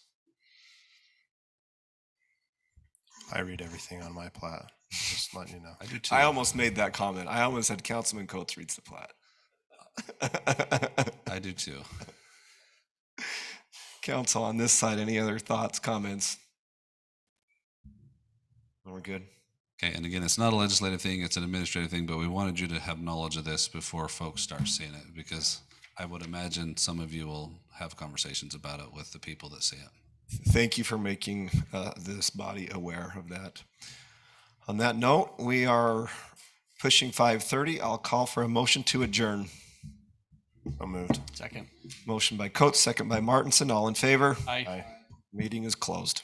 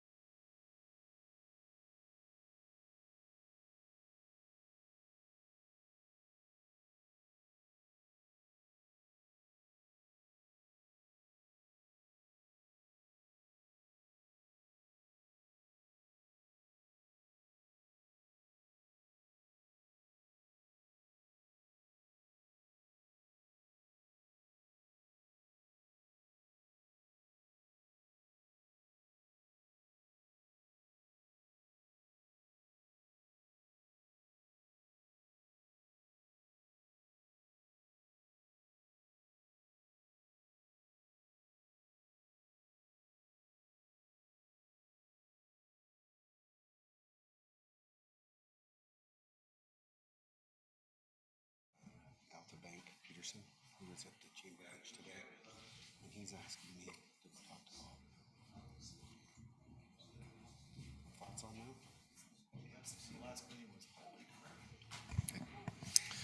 that? All right, we're getting ready here, and after the attendance we had at the last meeting, I wasn't sure it was time to start, but it is. All right, welcome to our Washington City Council regular meeting. Today is Wednesday, May 11th, 2022. We are here in the Washington City Council chambers located in City Hall. And this meeting is being broadcast live, linked online at washingtoncity.org/meetings. And also the recording can be accessed on our Washington City YouTube channel permanently. Okay, we appreciate the Interfaith Council. We appreciate their willingness to offer invocation. And tonight we welcome Michael Cruz. He is with the Unitarian Universalist organization. Michael, go ahead. Thank you, Mayor. I want to first off thank all of you City Council people and the Mayor for your service to our community. It's not an easy time to be public servants, so thank you very much for that. My son is related to Martin Luther, the first person to start the Protestant Reformation, and he had a quote, and the quote is, "If I knew that tomorrow the world would go to pieces, I would still plant my apple tree." And after I heard that quote, I wrote this poem. It's called Martin Luther's Tree.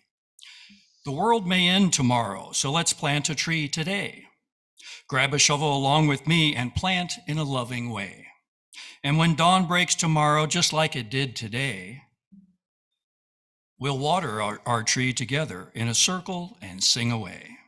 With the passing of the seasons and the months turning into years, we'll pick the fruit from our tree and laugh at past false fears. For God is in his heaven, in the sunlit sky above, and a spirit lies within us with faith, hope, and love. Wonderful, thank you. I've invited Councilmember Ben Martinson to lead us in the Pledge of Allegiance. Everyone, please rise.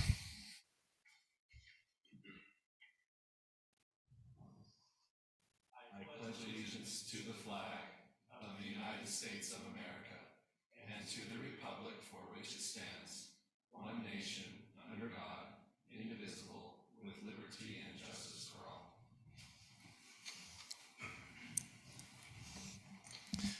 Thank you. So before I call for an approval of the agenda, I will ask for whoever makes the motion, I'll ask that we remove item 10B based on our discussion during the workshop meeting, and also the removal of item 13 as we have no need for closed session this evening. I'll call for a motion. Mayor, I'll make a motion. We approve the agenda as outlined with the item 10B and 13 removed from the agenda. I have a motion by Coates. Second. Second by Martinson. All in favor? Aye. The agenda is approved. We'll move on to item number 2, which is announcements. So the Youth City Council graduation will be on May 18th at 6 p.m. at 5 p.m. 5 p.m. A week from today on May 18th, so next Wednesday. And the location, Councilman Martinson, I believe is Stan's Garage. And if you don't know where Stan's Garage is, ask Ben. He can get you there. And then Here, that's at 6 o'clock. 5 p.m. At 5. The announcement says 6. They had some back and forth, and they're trying to accommodate all of the work schedules and all of the goings-ons that are happening with the end of the school year. So they had to move it to 5. And it'll last about an hour, is that right? Yep. Okay, great.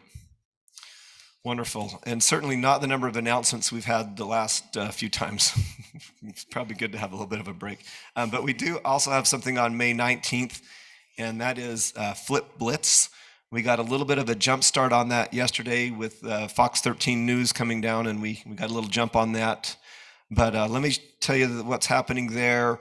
There are 2 projects that we'll be working on with landscape conversions, removing non-functional turf, replacing that with desertscape, including bushes, trees, ground cover, etc. So the project number 1 is along 300 East, just south of Community Center Drive, some of those park strip areas along there. And then project number 2 is at Nyson Park, and in particular the areas where there's a steep slope and some of the other areas that just don't make sense. You might notice that right now the flat filled area is barren. They're just reseeding that. So resodding that, I think, actually, not reseeding. So that'll be a big day. The council is invited to come. The staff's going to be out there from about 8 until 3 that day. You're welcome to come for a little or a lot, depending on what you want. The state, we've ordered shirts for each one of us here and for the staff that are involved in that. We're actually going to meet on the corner of 300 East and Community Center Drive between 7:30 and 8. We'll have some juice and some donuts, and we'll get a group picture. We'll get our marching orders, and then we'll split into each of those projects. And then if you stay, we'll have lunch at 11:30. So maybe get me a count so we can get an accurate number on lunch. So that'll be exciting. So that'll be the Flip Blitz event. And then the last announcement that I have is our Washington City Police Department. They are doing a community cleanup on May 24th, meeting at 9 a.m. at Razor Ridge Park. Sound accurate, Chief? And I think you'd welcome the help from council and community. Great. That's all I have, council. Is there anything that I may have missed that should be added to announcements? I don't know that you missed it, Mayor, but I just mentioned that the Washington Little League's closing ceremonies will be on Monday, May 23rd at 5 p.m. at the Little League fields. I'm sure they'd appreciate any support of council, mayor can be there. That's great. It goes by too quick. Okay, let's move on to item number 3. Are there any declarations of abstentions and or conflicts? Okay, seeing number 4, I will go on to item number 4, which is a proclamation, and I will go ahead and read that now. Whereas May 15th, this is a Washington City proclamation, whereas May 15th through May 21st is National Public Works Week, and whereas the United States has approximately 19,400 municipalities of varying size, in each community, whatever its size, there are needs common to all human beings that must be met through the provision of public works services.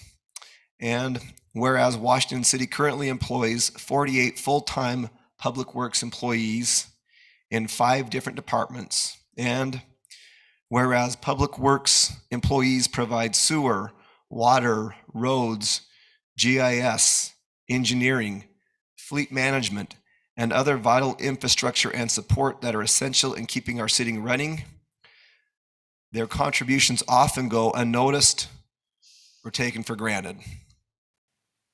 Now, therefore, I, Cress Staley, Mayor of Washington City, do hereby express sincere appreciation for the public works employees of our city and proclaim May 15th through May 21st as Public Works Appreciation Week in Washington City, and call upon all citizens and civic organizations to recognize the essential contributions offered by the public works employees of our city who make Washington the best place to live, work, and recreate.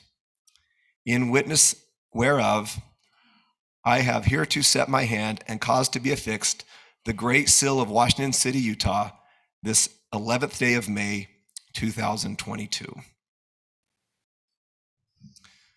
Thank you. And I know that the employees in your department might start really early, so it's a big ask to have them come late. But we appreciate all they do, especially the the unnoticed and taken for granted of services that you all provide. So thank you. Moving on to item number 5, the consent agenda. The consent agenda consists of the board audit report, approval of the board audit report from April 2022, approval of the minutes from the city council meeting of April 27th, 2022 and May 4th, 2022, and approval of the sale of surplus vehicles and supplies as listed in your packet. Are there any brief clarifications, comments? Otherwise, I'll call for a motion to approve the consent agenda. Make a motion, we approve the consent agenda for the items outlined. I have a motion by Coates, I'll second that. second by Henderson. All in favor? Aye. Aye. The consent agenda is approved. And as promised, we'll move on to item 6, which is secondary access. Should we move it to the end, Mayor, just for, no, I'm just kidding. I'm looking at 4 guys right there that might rush this I'm just bench. joking. I appreciate him working with us.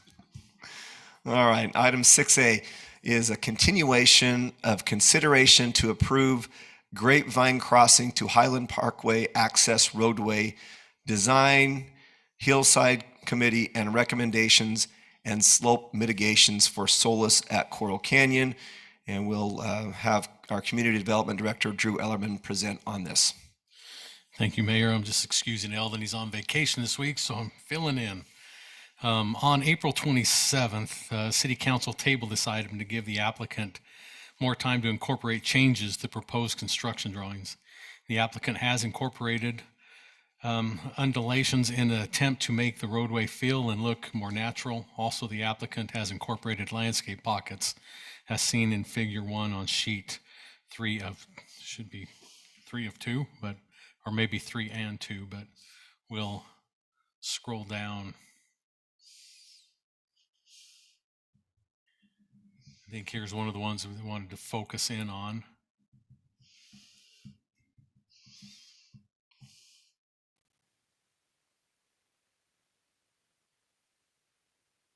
And kind of adding this little extra retaining wall kind of berm area here on that area that Councilman Coates was concerned, I think, coming in that straight line effect.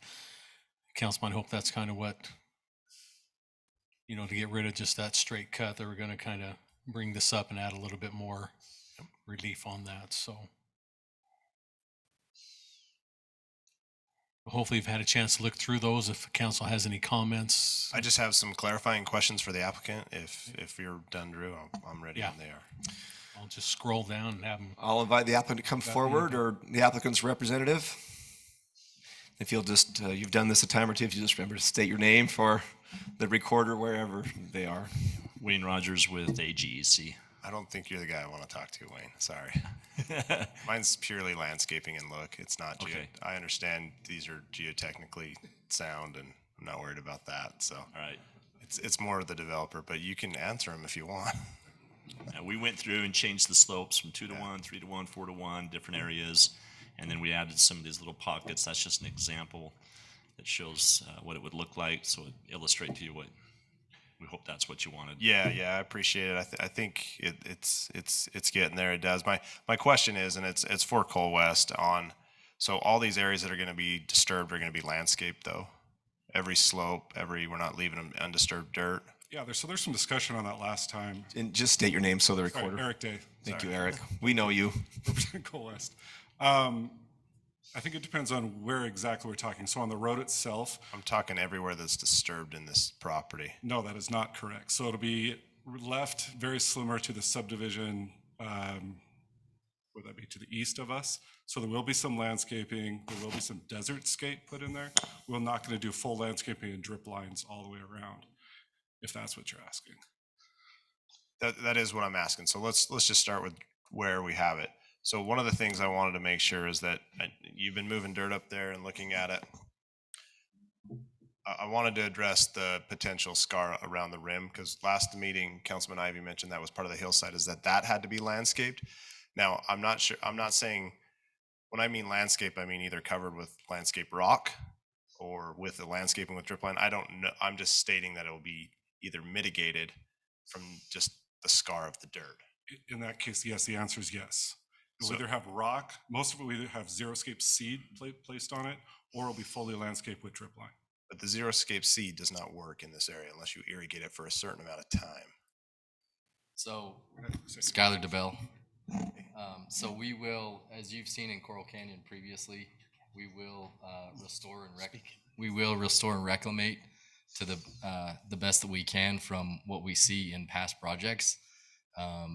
So I can speak to Coral Canyon is that it was irrigated for a lot of years. And so that, and I'm not saying the projects you've worked on, but the past projects, and it took a few years to get established with irrigation to get that seed to grow back. And it's worked really well. So that's why I'm asking the question. I guess I'm more concerned. I have two concerns. One is the ridge line.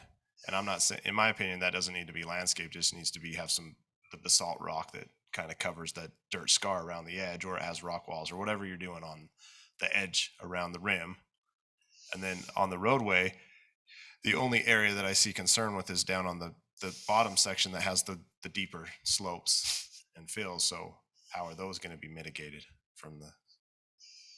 So as you know, that rim is a pretty significant line across that project there. I mean, our intent is to, make sure that we cover that with a mixture of what Eric said to, some native rock, some revegetation, and we have not discussed internally what we do as far as irrigating it, but we hope that when we come to a conclusion of, landscaping these areas, that we will have that revegetation placed in there to some degree. There's just not a lot of insurance. Just real quick, hold on one second. My recorder's just asking, we couldn't catch your name. Oh, sorry, Skylar DeBell. Skylar DeBell. Yes.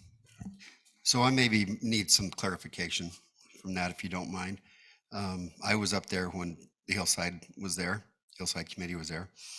We talked about on that horizontal elevation, putting, I think it was 6- basalt on that. Is that correct? A mixture of that, but to clarify, it wasn't that we were going to do 6-inch minus across that whole revegetation area. We were going to kind of come to an agreement of, when we pointed, across the canyon as to what was done in previous Coral Canyon projects, we want to make that blend in as much as possible and have that indigenous look. So it's not just a horizontal line of basalt rock. You're going to have some vegetation and some other things to break that up. Is that right? Yeah, that is our plan. But you say vegetation, you said seed, and I'm just concerned the seed isn't going to take. That's my concern. Is just I've had enough experience to know that seed doesn't take unless you irrigate it, or we have some good rain, which we don't have right now. So it's just one of those things. And the areas that have been successful have been irrigated, but I'm not asking you to do that. I'm just saying that's my concern if you tell me that you're going to do seed on those edges. Our plan is to use seeds, but your point is well taken. We'll take a look and see if we can do an irrigation line down into those, similar to what we're doing over in the views in phase 4. You're doing that in phase 4? Phase 4, along the trailway, we did desert scape. Oh, south of Highland or Telegraph? On the other side at the views. The views subdivision on the other plateau over there. But how does the city have insurance that we're not going to have a scar there forever? You're saying we'll look at it, we'll do that. What assurances does the city have? Because it's a concern on the road, it's a concern on the rim. And I was under the impression that it was going to be completely rocked. Well, let me interject right there. So we talked about that area, that it would be, technically the basalt and the vegetation. So it would cut that horizontal line up. But then we looked from that point north to where those existing scars are. And they said that in the minutes, if you read the minutes, it talks about how those would be addressed in the future developments. So I don't know what clarification we need from that. Is that correct in your minds? Correct. I agree. And we will, again, just make sure that, we can send some pictures, we can send some follow-up exhibits as to what we want to blend it in and make it look like from previous projects, and present that as well.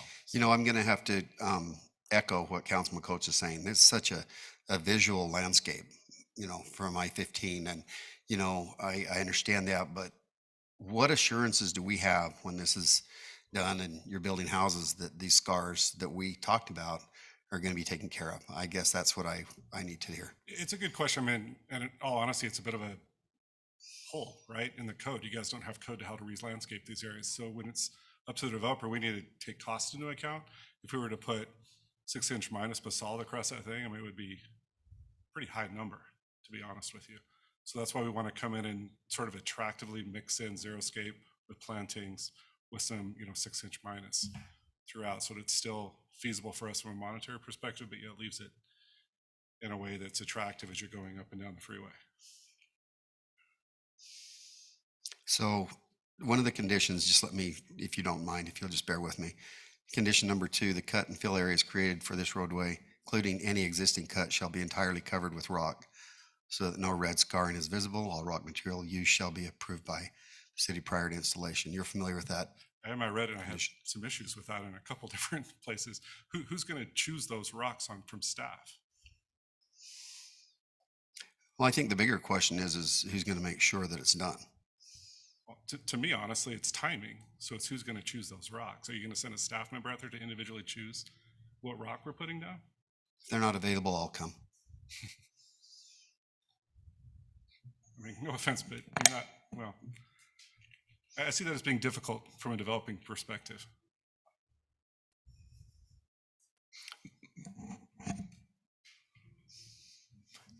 If the condition says we'll approve it, we'll approve it. Does that sound reasonable or unreasonable in your mind?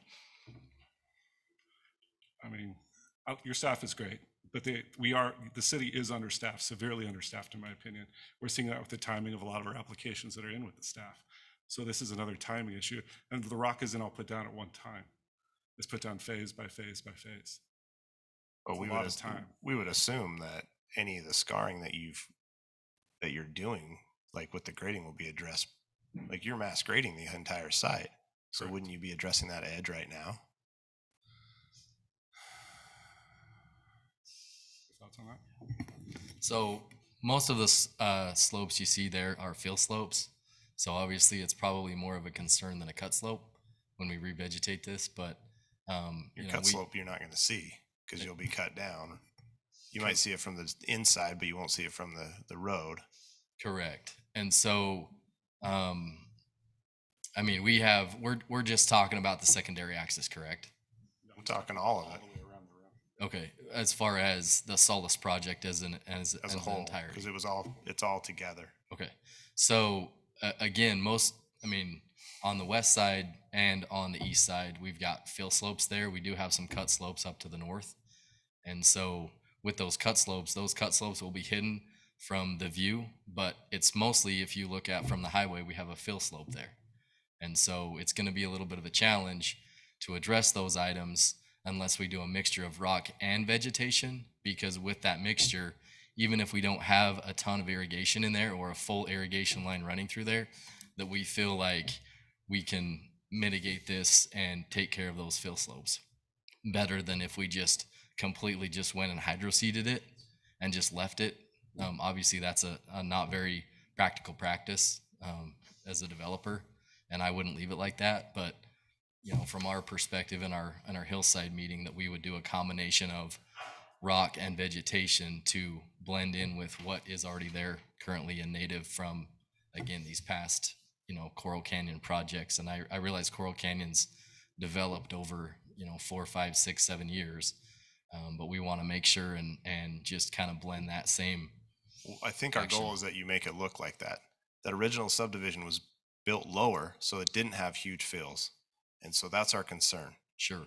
And so there's a cost. You could have chose to go lower and you wouldn't have these slopes, but then your cost goes up because it's solid basalt. Correct. So I understand all your costs, but we need to protect the city from a future scar that we're sitting here 20 years down the road going, what did we do? We screwed up. Sure. That is a high profile in our city, and I'm not okay moving forward unless we decide what we're doing. So why don't we do this? I think this is probably a good spot. Hopefully, anyway.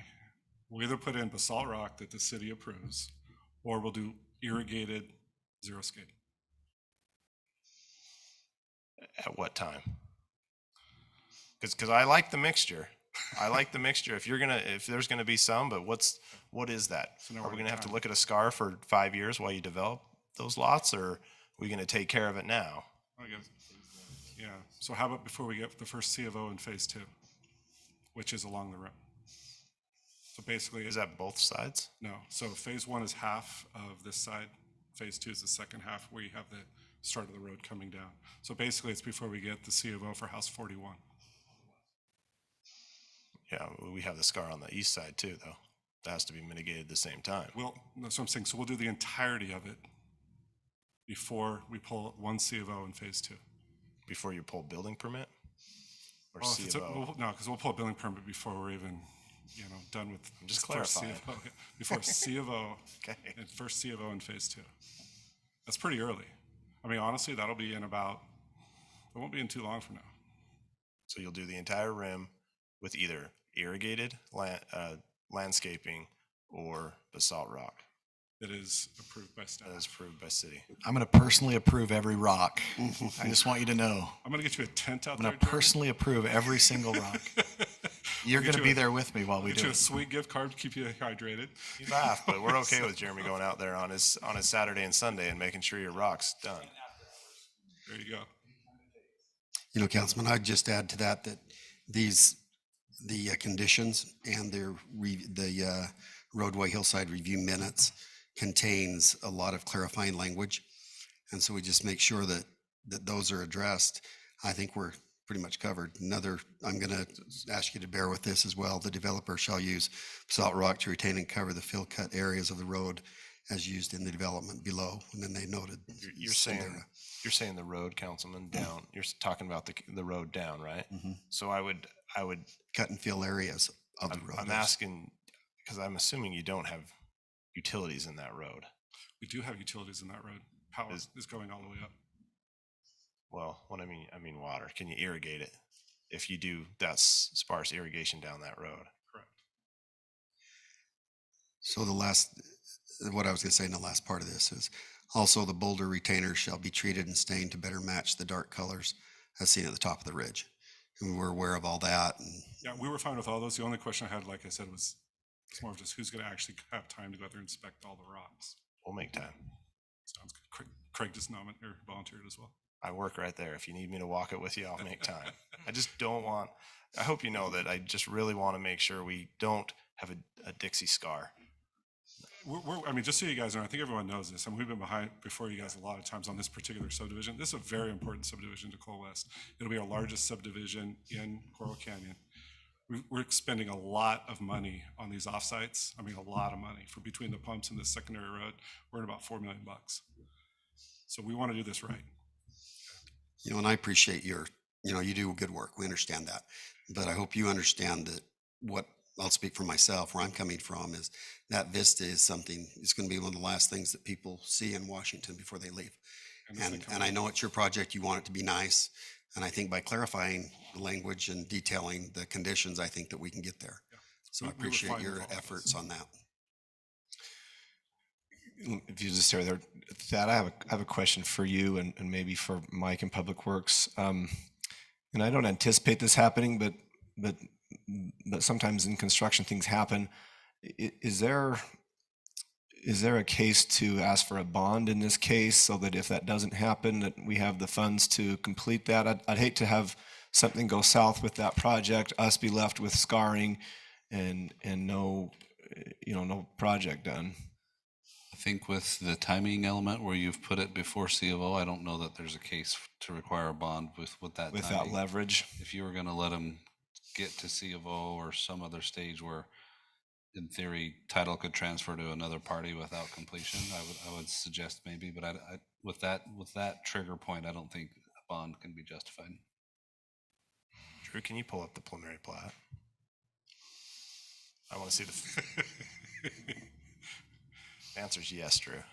If you didn't know. And Mayor, we'd be happy bonding that. That wouldn't be an issue for us. I do agree with the attorney or city attorney. Well, and I don't want you to take it that we don't have confidence in you, but stranger things have happened, and I get it. Sometimes using C of O as a trigger is a little bit tricky because it's it's a tough one to remember and to enforce. And you have people ready to move into their home, and then we're the bad guys holding people off because we're not allowing them to. That's why I'm thinking final plat on a different phase, but that's why I want to look at the plat, because I want you to get going on your building, but we can't build multiple units. You can only build one unit without a final plat. So I'm trying to find that. I'd be okay with that too. To not record the final plat until, as long as you can get your we're model pretty- home running or whatever. Well, I mean, as you guys know, we're pretty quick with our plats, especially maybe as staff knows. We're pretty quick with our plats. So I'm just thinking from a timing perspective, like you're going to see a C of O pulled in phase 2. I'm just thinking timing wise. Less than before, or, probably sooner than a year from now.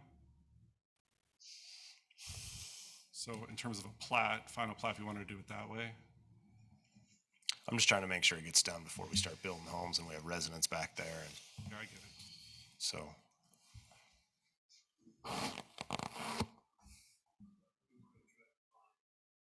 So phase 1 doesn't attach the rim, but you're saying phase 2? Yeah, that's all the room there. And then phase 2, if you have a different one. But it wraps all the way up to the road that goes to the secondary access. There you go. But we're only allowed to do phase 1 and phase 2 before we have the secondary access built, correct? Because it only allowed so many units. I can't remember. Yeah.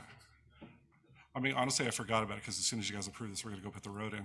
But I'm just trying to I understand you're trying to build it, but I know it's a timing thing of you're going to build the road, but we decided you couldn't build any of it without it. Well, we can't get one C of O until the road's put in and the water's put in. That's what's in my mind. Yeah, that's what I remember too now. So you're saying before we final plat phase 2? That's going to be, I mean, honestly, that's going to be pretty soon. We're going to be applying for. Well, let's just say phase 1 then and get it done. It's pretty soon. What you're probably going to have there is you're going to have a construction mess up going in, disturbing vegetation. You're going to have a lot of issues going on there. I'd prefer it to be at least a little bit further down, not even from a money perspective, but just from I don't want to go in there and tear everything up because they're putting in walls in the road and everything else. I was thinking phase 3, personally.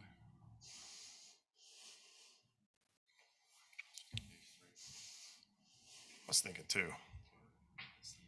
So my thought is that on before the recording of phase 2, you'll have that scar mitigated on all sides, east, west. I'm okay with that. So you can get your phase 1 going, understand you're building walls, but either it'll be landscaped or it'll have rock to protect the scar. And I hope it's a mix between them. I'll repeat it just to make sure we're on the same page. You repeat what you just said. Yes, I can repeat what I'm saying. So we're going to look at our conditions.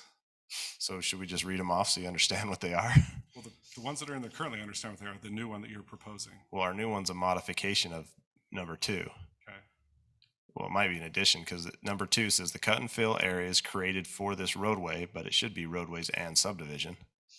Or I'd ask that, do we want to do a separate condition for the rim? I think that's up to you. Okay. So, all right. That's actually true. Drew just made a really good point. What's your point? This is a roadway dedication, Okay, but item, so I may not get what you're saying, but let me tell you though that this roadway was contingent on. No, I'm not. Yeah, I'm just saying I'm just saying that roadway was that approval of that subdivision was contingent on this approval, so it ties together. Is how I look at it. No, I'm fine with that. I just pointed out it is a roadway dedication. That's all I wanted. I'm just hopefully you can separate those just a little bit. And I'll make a separate condition based on that. Okay, but still on that one, we'll start on number 2. The cut and fill areas created for this roadway, including any existing cuts, shall be entirely covered with rock so that no red scarring is visible. All rock material used shall be approved by the city prior to installation. I think we want to modify that to say rock or irrigated landscaping. Or native rock in the area. We can say that too, but I'm saying because this says all rock and you were concerned with that because you said you wanted to do some mitigation with some irrigated landscaping. I think that And I'm fine with what you're saying, but I think what the original condition was referring to was just the scar going down the secondary access, not everywhere else. I understand that. Yeah. So that's why I'm going to make another condition on top of Alternate, this. that's fine. But if that is that what, because they, Yes. It gives you options. so, Gotcha. so on condition number 2, it would state that the cut and fill areas created for this roadway, including any existing cuts, shall be entirely covered with rock or irrigated landscaping approved by city staff. Is it,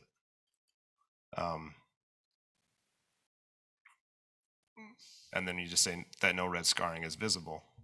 And then we would make I'm going to say condition number 5, that all the rim,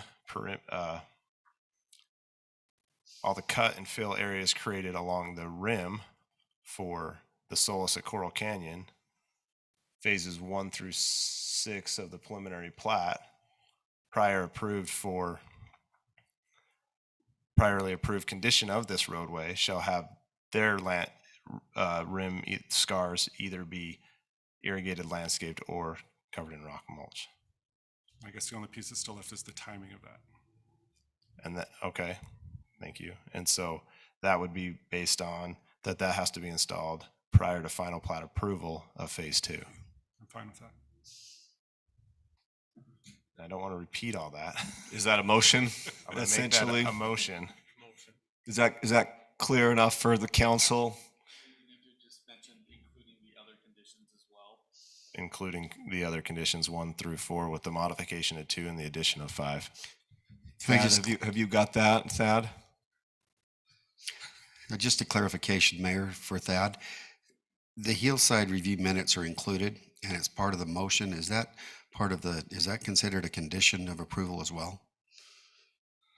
The Hillside comments are mostly just feedback to this board of what the Hillside committee analyzed and recommended. And so that we don't typically incorporate them as your action. You would need to specifically select. Is there an item that you want to include? Or, because, I mean, I've been through them, but. Well, I was just thinking in our discussion, they were talking about riprap and different things that you may not use basalt for, but it's necessary that it matches. And so it was talked about that it would be treated or stained, that it would blend in. And I'm not looking, No, I agree with you. We should add that the materials used should meet the Hillside ordinance recommendations. So that's condition number 6, is that the materials used along the perimeters and rim match the Hillside recommendations. So condition number 3 already mentions treating and staining. It does, but with what Councilman Coach just said, it identifies the recommendations in the Hillside notes as being conditioned. Correct? Well, is there anything else besides this, let's see. I would say, I think we should just modify 3 to say the materials, unless there's something else in that Hillside that I'm not aware of, because it does look like it gets addressed there. I think the big picture is that everything was going to be, that's been disturbed, is going to be attended to. Okay. And then the materials used are going to blend in. Just making it very basic. You can't put up red boulders in riprap that is that. So we should state condition number 6 that any materials will used shall be native materials that match the condition to cover any scars. And they mentioned also in the Hillside in the discussion that they would stain it, and I don't know what the durability of that is or what that That's looks in like. condition 3. It is, but I'm just saying that. But even I like that better, using the native material to that area, because if the stained or treated doesn't have the durability and it some point down the road doesn't look right, then. What I've found with staining, and I've done it on projects, is that it doesn't look natural at first, and hopefully over years it looks better because it covers the white out of the basalt that you get, so it darkens it up. But then hopefully the sun will fade it and make it look more natural over time. Yeah, I think their biggest concern, Council, was that any rocks coming out of the ground that are the brown, they just wanted that to be not, stained or washed, However, I think that was the biggest concern, as I remember that day, is they didn't want, because we looked down below on what those guys were doing down in Sienna Hills, and there was just they just pulled it out of the ground, had the brown on it stained into it because it was underground. and it should have been cleaned, or they just didn't want that put up on the. Well, with that stain, roadway. we want it stained, not painted, because painted will chip. You want it stained so it's in the rock.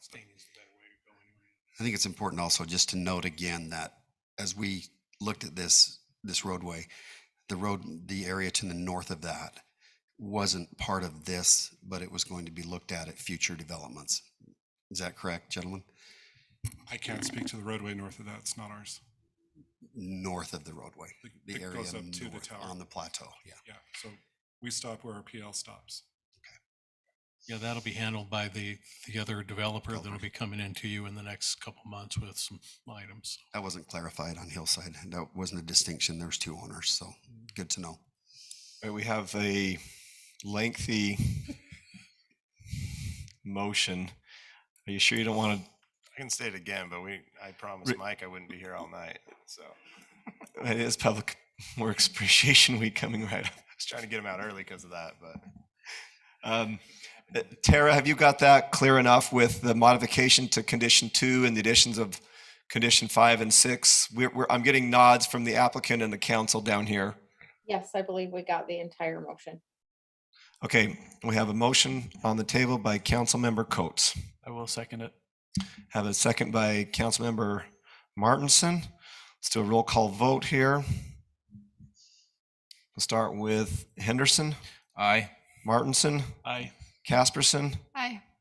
Ivy. Aye. Coates. aye. Item number 6A is approved. Thank you, gentlemen. We look forward to that just being a beautiful road and wonderful landscape that hides all the scarring. Thank you. It's going to be a really nice project. I'd just like to mention, Mayor, a lot of the scarring that they're going to mitigate wasn't caused by them. It exists already, and I sure Excellent point. I appreciate that they're willing to sit through our concerns and address those, because yeah, those are scars that exist today, and we acknowledge that you're helping us with a scar that you probably didn't cause. And then just to acknowledge that we've got basaltic crust on sandstone in some places, and we want that. In other places, we're happy with sandstone. It's not easy around here to cut and fill and address kind of what happens when you got black on the surface and red underneath. I love it when he talks geology. Okay, you two can talk geology another time. We're going to keep moving this meeting along. All right. Item number 7 is ordinances. We have one ordinance tonight. Item 7A, it's a continuation of consideration to approve an ordinance to adopt City Code Title 8, Chapter 9, Landscape Ordinance. Before I ask our city attorney to present on this, is there anyone in the audience who came specifically to give public comment on this, or that feels strongly inclined to give public comment on this item? And if this is not a public hearing, but if I did allow something to be said, would this be something that we haven't heard before? Have you already had a chance to speak to council members about this prior to this meeting?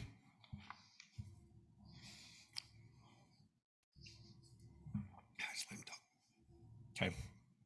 Mayor, we did mention the possibility of a continuation of the public hearing, so you could certainly choose to open it up. You know, I appreciate Commissioner and Corey here, Anderson, so I will do that. But first, Thad, would you like to speak to this first, or would you like me to open up a mayoral privilege to let one public comment before you speak? I think it'd probably be good to hear the comments, and then we can talk about everything with the council after. Is there anyone else that would like to give comment to this ordinance? Okay, Commissioner Anderson, couple of minutes, clock starts. It's like wrestling back in the day. How long are the quarters or whatever? I'm just teasing. Long enough. Go ahead. So I just wanted to say that I wanted to commend staff and city council for this revised water ordinance. It's much, much better. It's in line, it's in keeping with what Washington City, values are, protecting our natural resources while respecting our freedoms that we have. So I think it's a great job. So that was my comment. I just wanted to say thank you. That was it. And that's Corey. why I hadn't said it before, because I didn't say that last time. Corey, we really appreciate you. We appreciate your involvement in this process. We also appreciate your formal involvement as a planning commissioner and all you do. I think I speak for all of us here when I agree that this ordinance is better now. So thank you. Appreciate it. Okay, Thad, if you'll present and answer any questions from the council.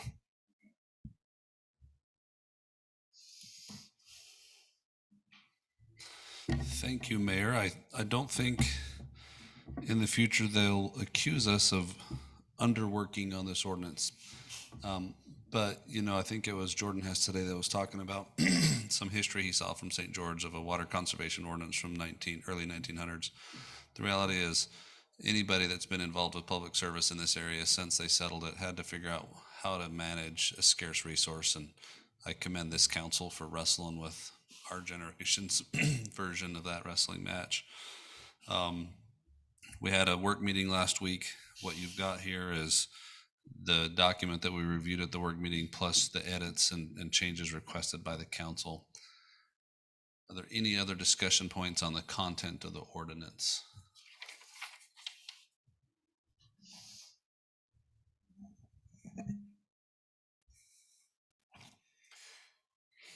Maybe for the benefit of the public, we've now got a 5-page document, which is 1 page of adopting ordinance and then 4 pages of actual ordinance provisions that'll be new Washington City ordinances.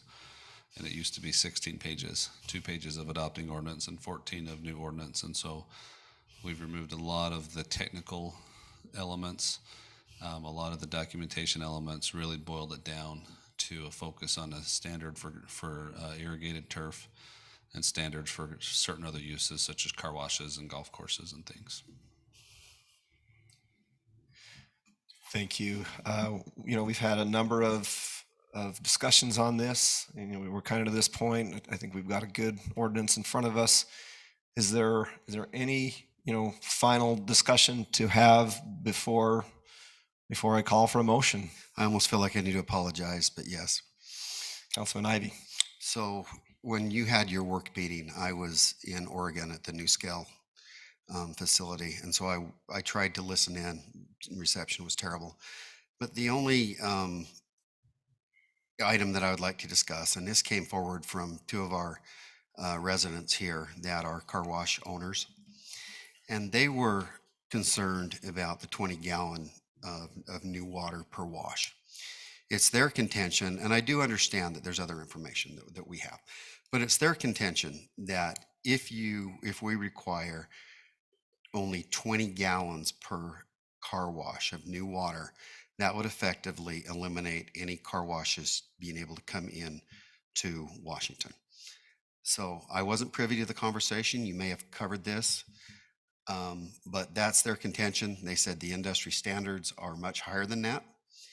And my concern is that if that is true, what they're saying, then that flies in the face of good commerce. I think that, and I'm all for passing this tonight, but I'm just going to share my concerns and the council can act accordingly. But I know that they have offered that the car wash owners would meet and discuss it and show data and information that is accurate and documented as to what those car wash gallons look like. So council, it's just my personal concern is that if this is true, and we say a car wash comes in, they see that standard, and we can't bring a car wash in. If we don't want car washes, then I would prefer we'd say we don't want car washes, if this is the case. That's my concern, council. I don't mean to belabor this. We've worked hard on it. I feel so good about it.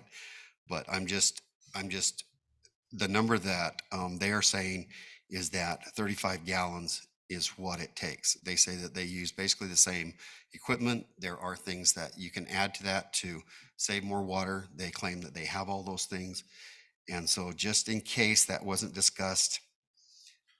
You mind if I jump on? Yeah. So I think the best answer, and I appreciate your attempts. I recognize you were en route between the facility and lost some cell service and things. So I think what I'd like to do is we pose this exact same question. Okay. And I'm going to invite our water manager, Lester Dalton, to come forward and give you the answer that he gave the council. And I'd be happy to hear any other council members' thoughts after that. But when we brought this very concern up, and your concerns are valid, your points are well taken, this is the response that we got from in that last work session. Thank you, Mayor. Council. Just state your name there.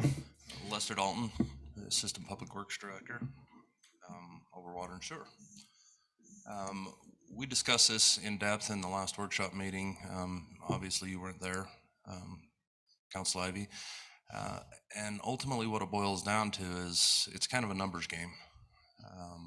I was able to locate a study done by the International Car Wash Association in 2002. Let's see if I can pull that up for you here.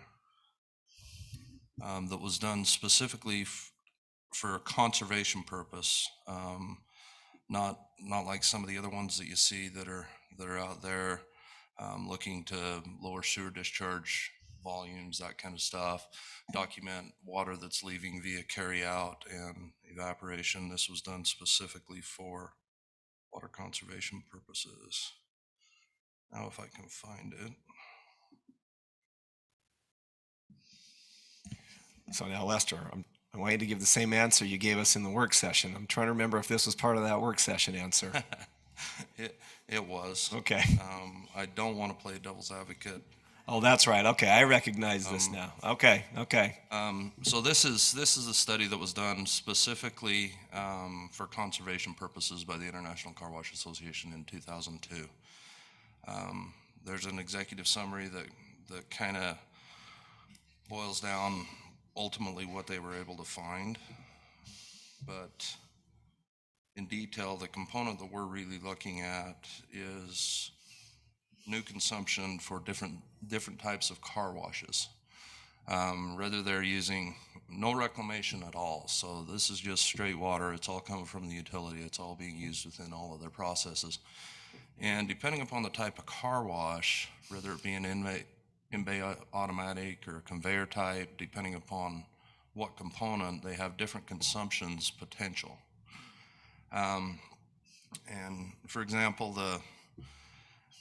an in-bay automatic will use 50 to 60 gallons with nothing. If they go to a separation only perspective, which all they're doing is pulling out the grits, so the mud and the gravels and everything else that comes off the vehicle, they're able to get that down to about 30 gallons per vehicle. If they go with a full filtration system, they're able to get down to what is assumed to be 8 gallons per vehicle. Now, the particular car wash that you've been in discussions with, and I assume the rest of the council has as well, is more of a conveyor type, friction type car wash. They've got the brushes in there, you're on a conveyor system, you're going through the conveyor. This study, getting into the details of it, was looking at a 130-foot long tunnel on the average. They determined that type of a car wash can use anywhere from 7.8 to 13.8 gallons per vehicle. Now, if you eliminate all the brushes and you're just using sprays of water, they're saying 16.8 to 31.8 per vehicle. This is the study that I was able to find early on in this process. My initial recommendation was at the 20 gallons per vehicle. I feel like that's a reasonable number. I mean, if we were to come up and say that we're going to push it to 7.8, which is what the International Car Wash Association study says they can hit, I think that's probably hard pressed, just from a logical perspective. So let me just interject right there. I appreciate you sharing that. The first thing that jumps out at me is that was a report that was done in 2002. Correct. 20 years later. I imagine that there's a lot more to a car wash now than there was then. And again, my concern is this, is that I just don't feel like I have the data to be able to say that car washes can do 20 gallons a wash. I mean, I understand, I've read all I can find as well, and I just don't want to prohibit car washes under the pretext of not being able to achieve the wash limit per gallons. So I don't want to drag this out any longer. That's my concern. I don't think that we have accurate enough data to know really if the new car washes come in, whether it be, Quick Quack or Dino Dash or any of the major brands around here. It's my understanding they all use the same equipment. And these gentlemen that submitted this are saying that there's no question that 20 gallons will limit car washes to even be able to be built in Washington. So that's my concern. I don't, like I said, I know you've had this discussion. I feel bad bringing it up, but this was brought to me just 2 days ago, and I'm sharing it out. I would suggest, I'm not going to suggest this, but I would like to have data, and I wouldn't mind pulling this one item out, passing the rest of it, and having a roundtable discussion with the owners of those car washes that I mentioned, have them bring their facts and figures so that we will make a very informed decision that says if the industry standard is 35 gallons, but that if you spend more money, then you could get it down to 20, then we're going to expect them to spend the extra money and get that down to 20. And that's just an example. But I don't know that I'm to a point where I can honestly feel good about passing this element. Everything else, I love it. I'm totally on board with it. It's been a great collaboration. Thad, you were going to say? I was okay to wait for you to finish. One thing that was changed since last week's work meeting and this meeting is it used to say must recirculate and recycle and use a minimum of, and we've removed that. Now we've just said must use a minimum of 20 new gallons. And so one of the discussion points from the council was instead of hitting a potential car wash on both fronts, we would just let them find within their means the best way possible to accomplish the standard. So then it wouldn't effectively eliminate their ability to come in and do business in Washington? No, they could come into compliance with the standard without having a mandate for recirculation if they have a way to come into compliance without recirculation. You'll see the report that Lester has, you'll see it tries to separate, the gallonage based on filtration is what they call it. We were calling it recirculation in our prior draft. I'm not sure that I'm not trying to make an argument of anything in response to what you're saying. I was just simply trying to point out that the previous draft required recirculation and this draft does not. So with all due respect, I'm going to ask the council to consider, with the mayor's approval, of course, that we approve this, but we pull out item E to a point where we can have that discussion with people that can provide the data so that we can make an informed decision about this. So can we talk about, Quick Quack on their own website says 18, right? They say 15. I was just pulling up, and then there's So- another company that says 30. So looking at the data, you're saying we went through the data of, so Quick Quack says 15. What does Tag and Go say? Tag and Go's website says less than 30. So less than 30, so not 35. And so we were like, okay, let's hit the middle. And we were like, we should stick with 20. And I'm in the impression that if someone has an argument and wants to put a car wash, come present it to the council. And at that point, you can say, okay, show us your data, and then we can look at it then. But I don't want to remove it. I think 20 is a good standard. It's what we set with the last car wash that came in. We should hold the 20. And didn't we do it on the corner piece? And I guess what I'm saying is I wasn't here for your discussion. I wish I would have been. I'm just trying to make sure this is vetted properly. It sounds like that it has been. And I like that idea. If a car wash is coming in, they come and show. And even if they didn't show 20, if they were showing that they were in the industry standard or something, then the council could hear it on a case by case. But I'm okay with that. I just wanted to make sure that my concerns were heard, and they have been, and I appreciate and I hope you know, Councilman Ivy, we don't want to prohibit car washes. We're not saying that. We just want to go above and beyond and do water conservation, and that's the goal. That's right. If we go with what's the standard, like same thing with the lawn, we've cut back on the lawn as well. We started with 2,000, now we're at 1,500. It makes more sense. So, and I wish we had more data, but we kind of don't without, and it's hard because it does affect their business.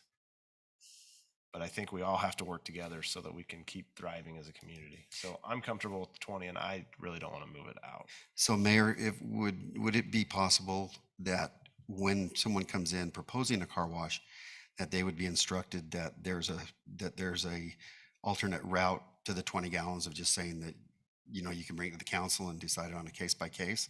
Is that something that you would consider? Well, I'm not sure I see that right now. I know that's been discussed.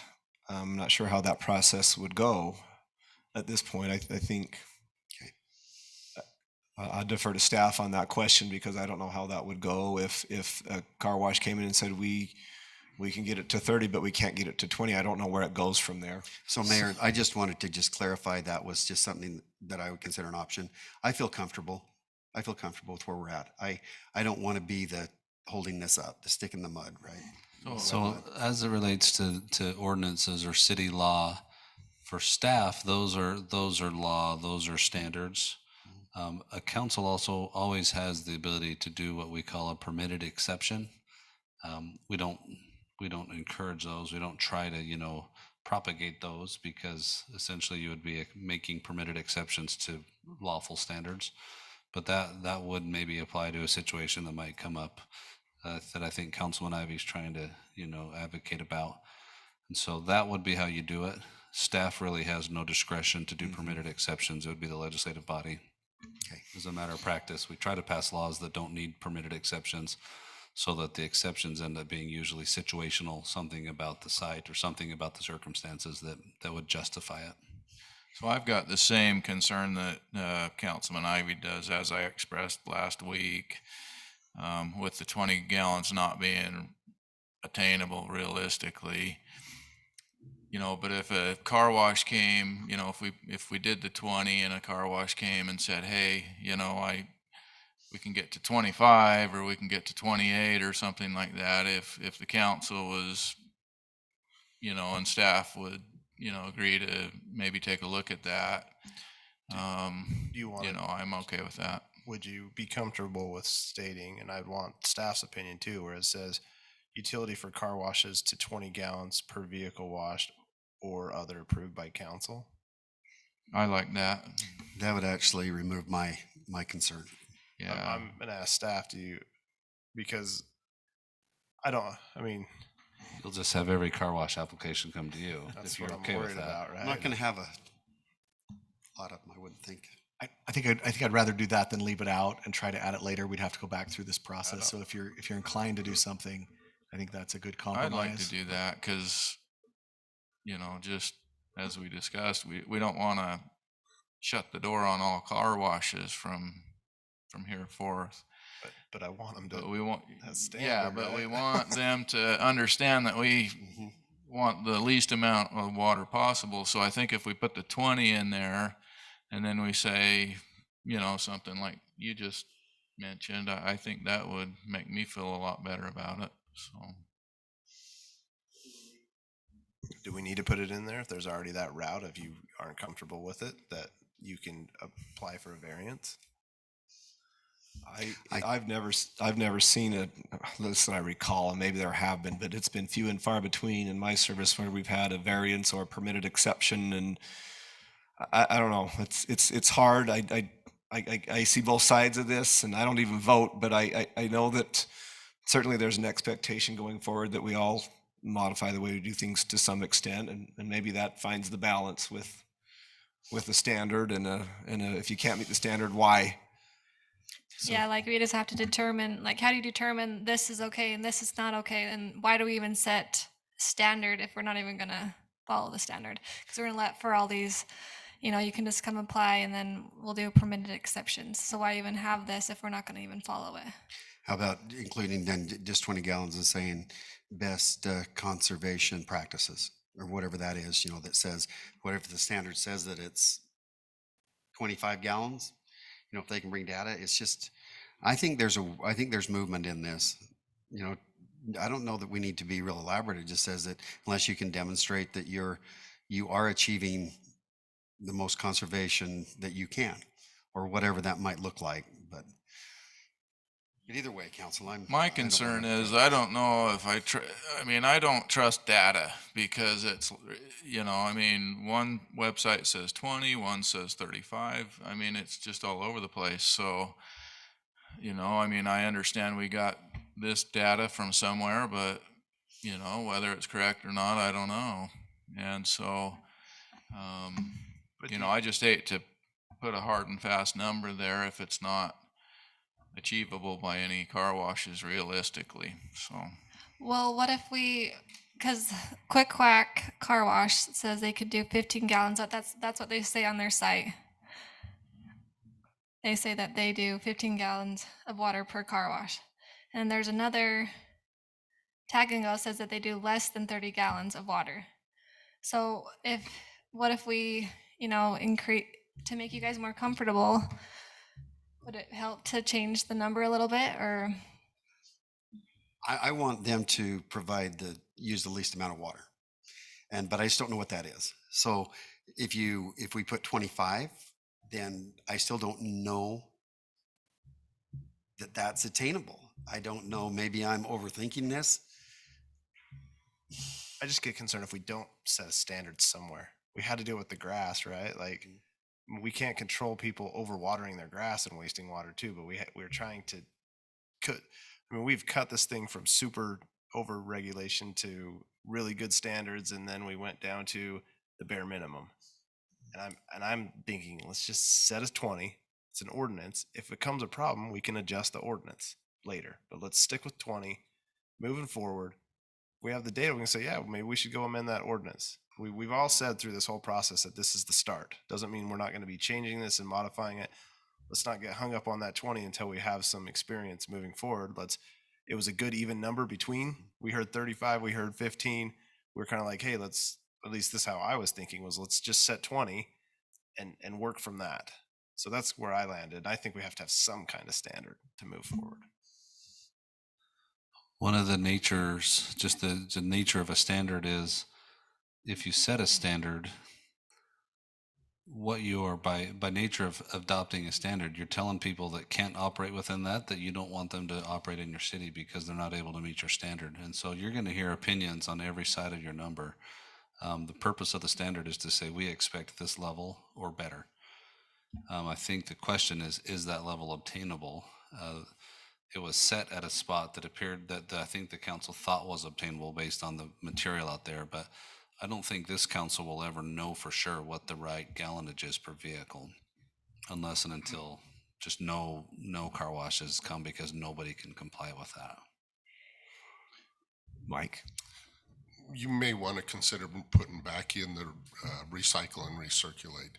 They can very easily hit that 20 gallons if they do those processes. That's where we're having the problem with some of the local car washes right now. They don't have those processes, so they can't hit that gallonage. And so if they're going to come back in and you allow them to come back in at a later date and plead their case, I think we need to require those things, and they should be able to get down to that lower number. And if that is the case, I would insist that they do that. Nevada, California, they require the recycle, recirculate on their car washes. They're hitting those numbers fairly easy. See, and that was one that I was against putting in because it's a requirement. And if we put the 20 gallons per vehicle washed, let them choose whatever method it is that they want to get to that. If it's changing the nozzles, if it's reducing the nozzles, whatever it is, they have to hit that 20 gallons per vehicle, regardless of how they do it. And I don't care how they do it. It just, 20 gallons is sufficient. Yeah. What I'm saying is if you're going to let them have another bite at the apple, you probably should have those in there. All right, I'm feeling a little better about it. And I was just going to say, I would be comfortable with having, I know you guys are talking like this, but I would be okay with having another meeting to address your concern with this small little portion. We've said multiple times that we want to get this right. And so. Well, if anything I've learned on ordinance is you're probably going to get something wrong in it, but you got to start somewhere and then work on it. And if we need to bring it back up in a year, bring it back up in a year and work on it. Are we feeling good about the 20 number, the way that it's written, recognizing that if a car wash needs to attain that, they're probably going to have to invest in some technology to get there?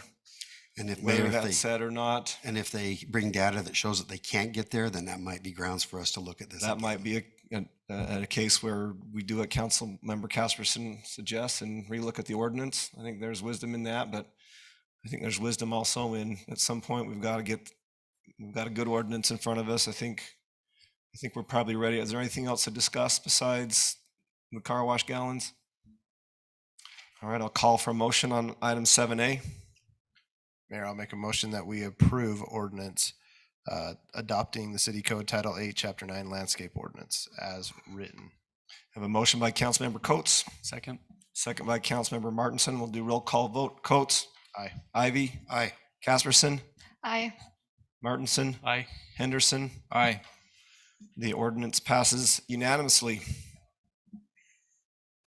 And just a real thank you to all of the staff, all of the citizen input, the collaboration with other organizations. It was a good process. It's a good ordinance.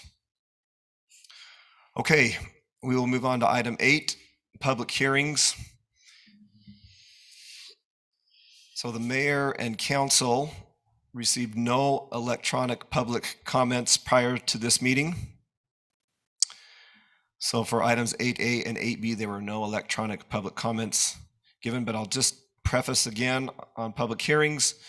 This is an opportunity for the council to listen and to consider public feedback. After I open the public hearing, any wishing to speak to a specific item, please remember to state your name for the record. Please keep your comments on topic, not repetitive to something that has already been said, and concise. Most well-spoken public comments can be made within about 2 to 3 minutes. Otherwise, you risk me cutting you off or shutting down your mic. Not really. I don't even have the ability to shut off the mic. But clapping or yelling after comments is not appropriate in a public meeting. So we'll move on to item 8A. This is a public hearing and consideration to approve an ordinance amending Title 6, Chapter 6, Section 1, 2, and 4 of the Washington City Code titled Camping Within Public Rights of Way and Certain Private Property. Our City Attorney Thad Segmiller will present on this item, after which I'll open the public hearing. Thank you, Mayor and Council. This is an ordinance amendment. The genesis of it is interesting. As you know, the multiple departments meet once a week for a kind of a departmental staffing meeting, and this first was raised in that context. It came from the police department code enforcement area, which is the city had started to receive complaints about RV trailers being used for long-term residents in side yards and backyards. It was subject to a nice discussion amongst the multiple departments. And it seems like it touches about every department. And so, code enforcement was just trying to ask, do we have a code that we can use to address the complaints? Public Works mentioned, gosh, if that's happening, we got concerns about where sewer's being discharged, if it's been, adequately discharged in the right places. Building and zoning, was concerned about an increase in density that occurs when this happens, because when the council passes a plat or a subdivision, the density is looking at the fixed structure, not additional dwelling units on the side or backyard. It also has additional parking burden that's brought when this happens. One of the complaints that's been coming to code enforcement is some of them are rented. And so also, rental type behavior in these type of facilities. Even the power department had concerns because, these type of things have certain types of power connections and impact on our system as well. And so it was feedback from one department that essentially was kind of roundtabled between all of them. We had an existing camping ordinance. And so the concept that I tried to bring together is we'll just amend the camping ordinance to create some language that would allow our code enforcement to address the issue. And the issue is just that, RVs or trailers are being lived in on a long-term basis on the side and backyards. our code right now, it's in our special events ordinance. But we already allow someone that's building a structure to live in an RV on the place for up to 6 months while they're doing that. And so we have some concept for allowance of living on your property in an RV, but it does require special approval, and it does have, a fairly narrow circumstance in which it can happen. What questions might you have for me or about the proposal? You'll see there as is my practice. When we're amending, I just bring you a red line that shows you what we've added. Council, questions for our legal counsel? So if you have family that comes in town and they want to stay in your trailer on your property from this, they would not be allowed to do that. There's not an exception for family members here. Yeah. And this is not an approved ADU. Correct. The state law does not allow side yard or backyard RV camping at this point. They might at some point. I think amongst the staffing meeting, the biggest challenge is everybody recognizes that this is a housing solution for certain folks in our community, and that it's happening more than we probably recognize as a solution for people just to have affordable housing. And so that's the challenge, is we recognize that it is happening on that basis alone. But it's undisputed that type of housing is also creating concerns amongst every department of the city. So if someone did have a nice RV and they wanted to set it up as such, they could put it in an RV park. Yeah, this allows approved use in RV parks. You could essentially rezone your property if it's appropriate and able to rezone it to that. Most residential lots that are platted won't be able to qualify for that. You'd have to be zoned from the outset for RV use. You'll notice if you read the black language, again, this shows you pass ordinances and then whether they're enforced. We've always disallowed camping in commercial zones, and as you know, one of our best campsites is the commercial zone, right? And so I know that I met with the police, and I know that they go and meet with that location whenever it seems to become a problem. But if the location doesn't ask that the law be complied with on their property, the city doesn't go force them to, try and make their customers comply with the law, at least not on a every weekend type basis. But yeah, originally it was passed for that, and then with a limitation on private property. These amendments expand the private property into residential zones that have, side and backyard camping and RVs. So I was not aware of this ordinance, so thank you for pointing this out, because this is just another argument, because my kids always want to camp in the backyard. And it says erecting a tent or other shelter. Now I can say, sorry guys, it's against the law. I'll get cited. We might get kicked out of the house. Well, so what is I'm joking, all joking aside, what does that mean for that backyard camping when your kids or grandkids, I don't have grandkids yet, my oldest is 14, when they want to go camping in your backyard and they want to put up a tent? You'll get a misdemeanor C. According to 661B, I cannot do that. Yeah, that was already disallowed. But there is I've not done it. I'm not going to confess to anything like I did last time with the knife and the watermelon. But there's what I call the trampoline loophole.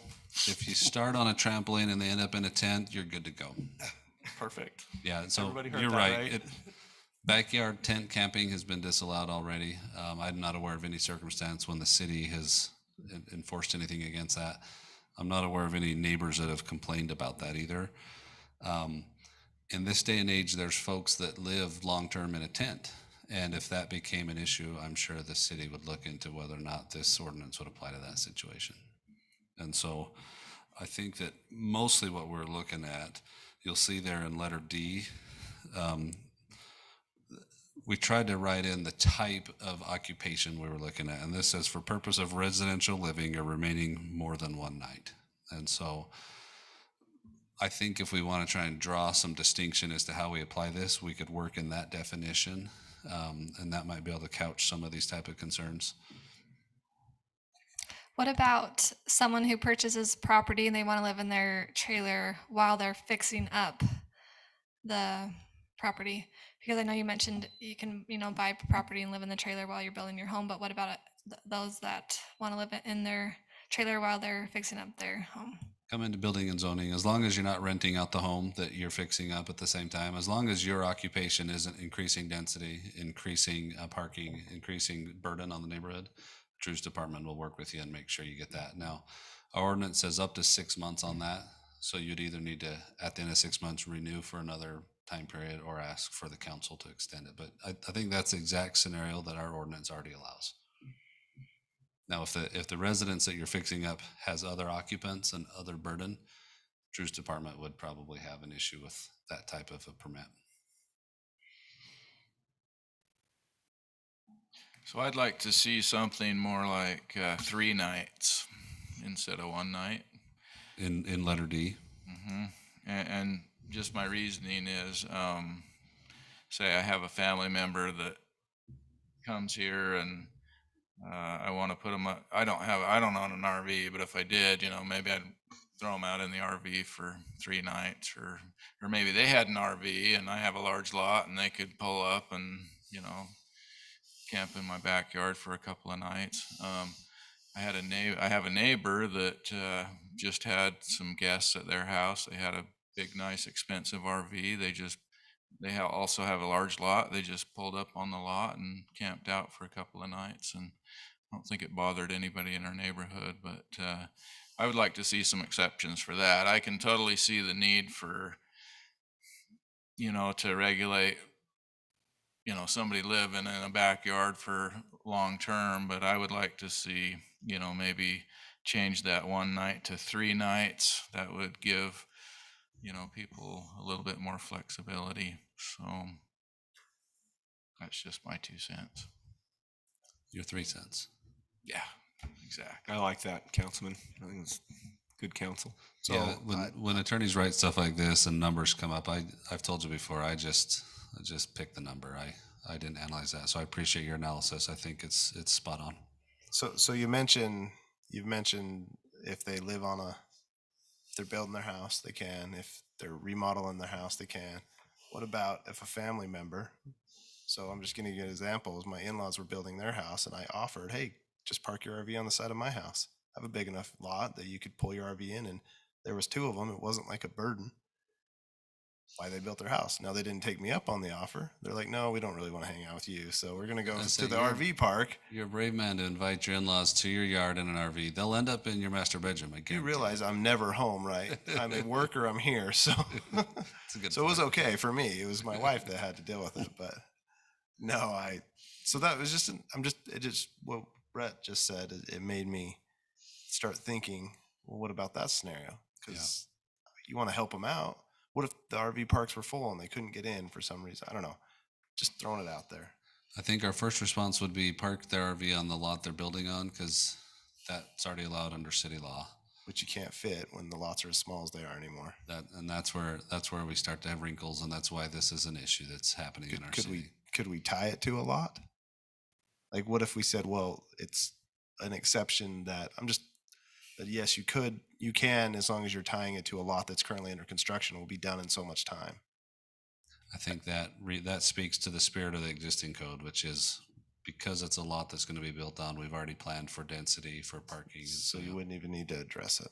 You could just say, well, yeah, we can't fit on this lot, but we're going to park here for now. And as long as it's okay with that property owner for the short time of 6 months. It might become a bit of a tracking issue with staff trying to figure out which lots RV credits have been used for what periods, but I don't know how many of those applications we're going to have.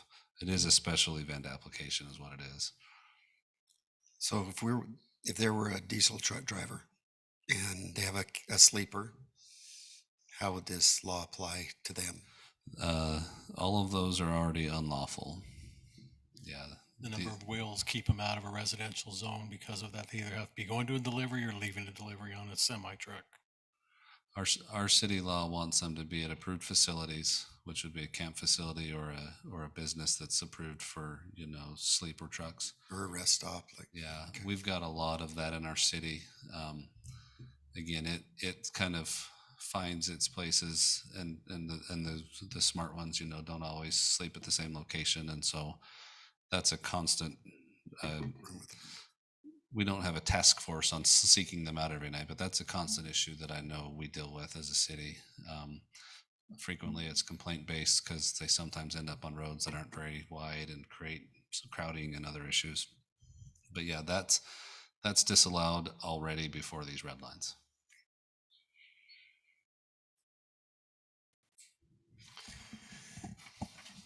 Any further questions for Thad before I open the public hearing? In the briefing document, it says that there's a concern about people discharging of black and gray water systems into improper locations. Do we have anything that is addressing that issue now?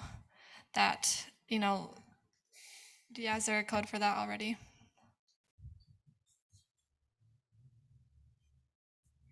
Yeah, we disallow it. Right now, we don't allow them to discharge their black and gray tanks except into an approved facility to receive that. Which I think is good. The concern we have is we've had complaints and verification that sometimes it's discharged into storm drains and parking lots. Sometimes it's discharged into holes in side yards, right? And so our concern is we know that it's being discharged into locations that we don't want sewer materials to be discharged. And so that's one of the reasons why we're trying to maybe step up our ability to regulate. Okay, thank you. At this time, I will open up the public hearing. Please remember to state your name. Anyone who'd like to come forward to speak to this ordinance may come forward now.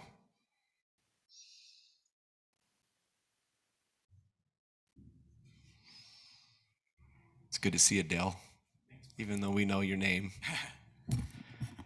My name's Dale Barlow. I'm 46 years old. I've lived here my whole life in Washington. Went to school with Cress. I can vouch for that. Yeah. I have 4 acres, and there's a lot of room for a trailer to park on my property without encumbering a neighbor or causing problems with a neighbor. And so with someone like that, I understand the frustration that these small little lots that we're building on now, like the company that was just here building all those lots, they're not going to be very big lots, right? They're probably fairly small. But when you have a lot of acreage, if you're not bothering people, I wouldn't want someone to discharge black or gray water on my property. That would be hurting my property, And so, but I do think that if you have if someone doesn't like what I'm doing on my property, why don't they buy it from me so they can do what they want? It's private property. I own my property. I don't want some code enforcement guy giving me a ticket for having a trailer on my property for more than 3 days. That isn't right. I mean, especially if I have 4 acres, I'm not bothering anybody. That's all I want to say. Thanks, Dale. Your points are well taken. Anybody else would like to speak to this ordinance or this proposed change to the ordinance? Okay, seeing nobody coming forward, I'll close the public hearing. And Thad, if you'll come back forward. Council, would any of you like to address the comments, or staff? Anyone like to address the concerns that have been brought forward? If I might just address one thing in Mr. Barlow's comments. We aren't regulating the parking of RVs on your lots. We're regulating the residing within them. This would not address some of the stuff that I know that like HOAs and other things do, is whether you can even park it on your side yard. You'd be allowed to park it. Some HOAs say you got to park it, but behind an approved gate. We're not doing any of that. You can park it on your lot however you want, as long as it complies with the other restrictions. But we're looking at the residents within them. With a lot like Mr. Barlow's with 4 acres, that might be a good example of one that would be a good one to bring in and say, hey, we want to be able to live in this. We agree that we're not going to rent it out on a short-term rental basis. We're going to handle parking according to this plan. We're going to handle some of the concerns And that seems like one that maybe can be reviewed and approved on a basis that it's addressing the issues that would be caused by residents within an RV. Because the challenge we have is it's essentially becoming additional residences located on lots, and the burden that multiple residences bring. And so it's like a mobile subdivision, right? You just roll it in and park it, and it allows a division of the lot for another residential unit, and the burdens that those bring. Council, further discussion, comments?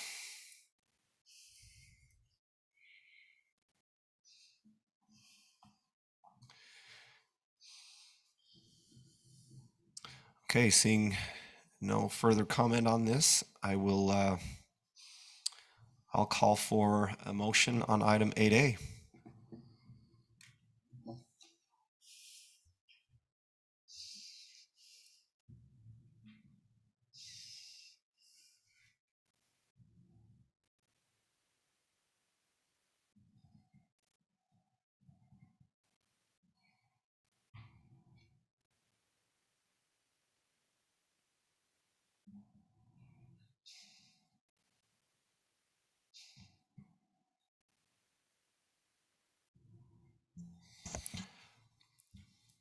Well, since no one's speaking, I'll make a motion, we table it and relook at it. I'm not ready to move forward on it personally. So if I'm not, that's just kind of where I'm at. I think I'll make a motion that we table this to the following meeting.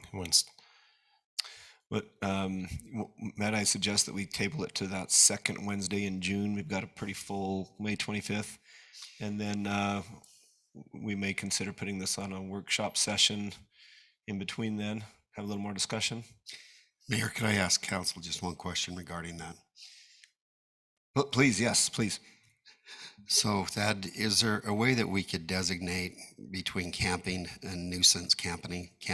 I mean, obviously with this gentleman, you know, if he even had people stay there on 4 acres, like you said, it's well regulated, but there's certainly specific cases like the picture I'm looking at right here, that's nuisance camping. It's having a negative impact. I'm just wondering if there's a way forward with that designation. So one of the things the work group on this looked at is which ordinance we could write in the new code, and there's room for it in nuisance. Because we have an already existing camping ordinance, we decided to write it into there because that seemed to be the best fit. But we could go to the nuisance ordinance and try and define what nuisance camping is. I'm sure that the Seg Millers would probably feel targeted because we're always a nuisance when we're camping, right? In other words, there's everybody. And in fairness, probably the Barlows as well, Del. Yeah, I mean, I went to school. I mean, I was his bat boy when he was in Little League, and yeah, I would agree. And so the challenge with defining nuisance camping is how do you really define that, right? Is it the length of stay? Is it the music you play while you're camping? Like, we'd have to come to some form of a definition of what nuisance camping Complained is. or safety driven be two things right off the top of my head that would constitute a nuisance. Yeah, but when you hit the safety thing, I get into it, and any builder in the room will understand too. There's minimum size for residential, right? Minimum size for a bathroom, minimum size for a kitchen facility, minimum, you know, for all these things, and none of these meet that. You know, they're made to be weekend warrior type fire hazard things because there is, you know, just the way the sewer systems are set up would not meet our sewer system code. You know, our all of it, unfortunately, you know, and most of them are through a hose, and so there's possibility of contamination. I'm just bringing up some things to think about along, you know, beyond that they're really not made to live in. You know, they're made to recreate in from time to time, and then you can recover from what it does to you when you're camping for that. Just as this food for thought that why, you know, and when we're talking, if just because he owns a 4-acre lot, the guy that owns a 12,000 square foot lot has enough room. Where do we draw? You know, you got to find the line in the sand, unfortunately, whether it's a 4-acre, but what is the lot, you know, and then you're starting to compare the apple. It's not an apple and an orange anymore. And I'm just throwing things out for thought. If we continue to keep going around, you'll end up, I shouldn't even say this, it'll be another water landscape thing. Sorry, I apologize. I apologize. So I'm just, this is just for thought. Just the intern to keep the meeting more. I have a motion that I made to table this. Can we table it and discuss it later? Yeah. Got a motion on the table. Do I have a second? I'll second that. Go ahead. We're going to give that one to Casperson. So the motion, as I understood, is to table this item until the June 8th meeting. This is an ordinance, so we'll do a roll call vote. Casperson. Aye. Martinson. Aye. Henderson. Aye. Coates. Aye. Ivy. Aye. Motion is tabled until June. This item is tabled until June 8th. We'll move along here. Item 8B, this is a public hearing and consideration to approve an ordinance repealing and replacing Title 6, Chapter 5, Section 3 of Washington City Code, Special Events. We have discussed this one in prior meetings. Jordan or Jeremy, who's taking the lead on this? Jordan? Public Affairs Officer. Jordan Hess. Happy to be here tonight. This should be council room, right?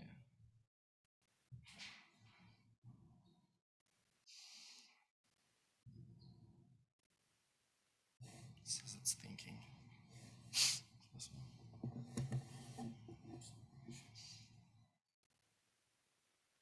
There we go.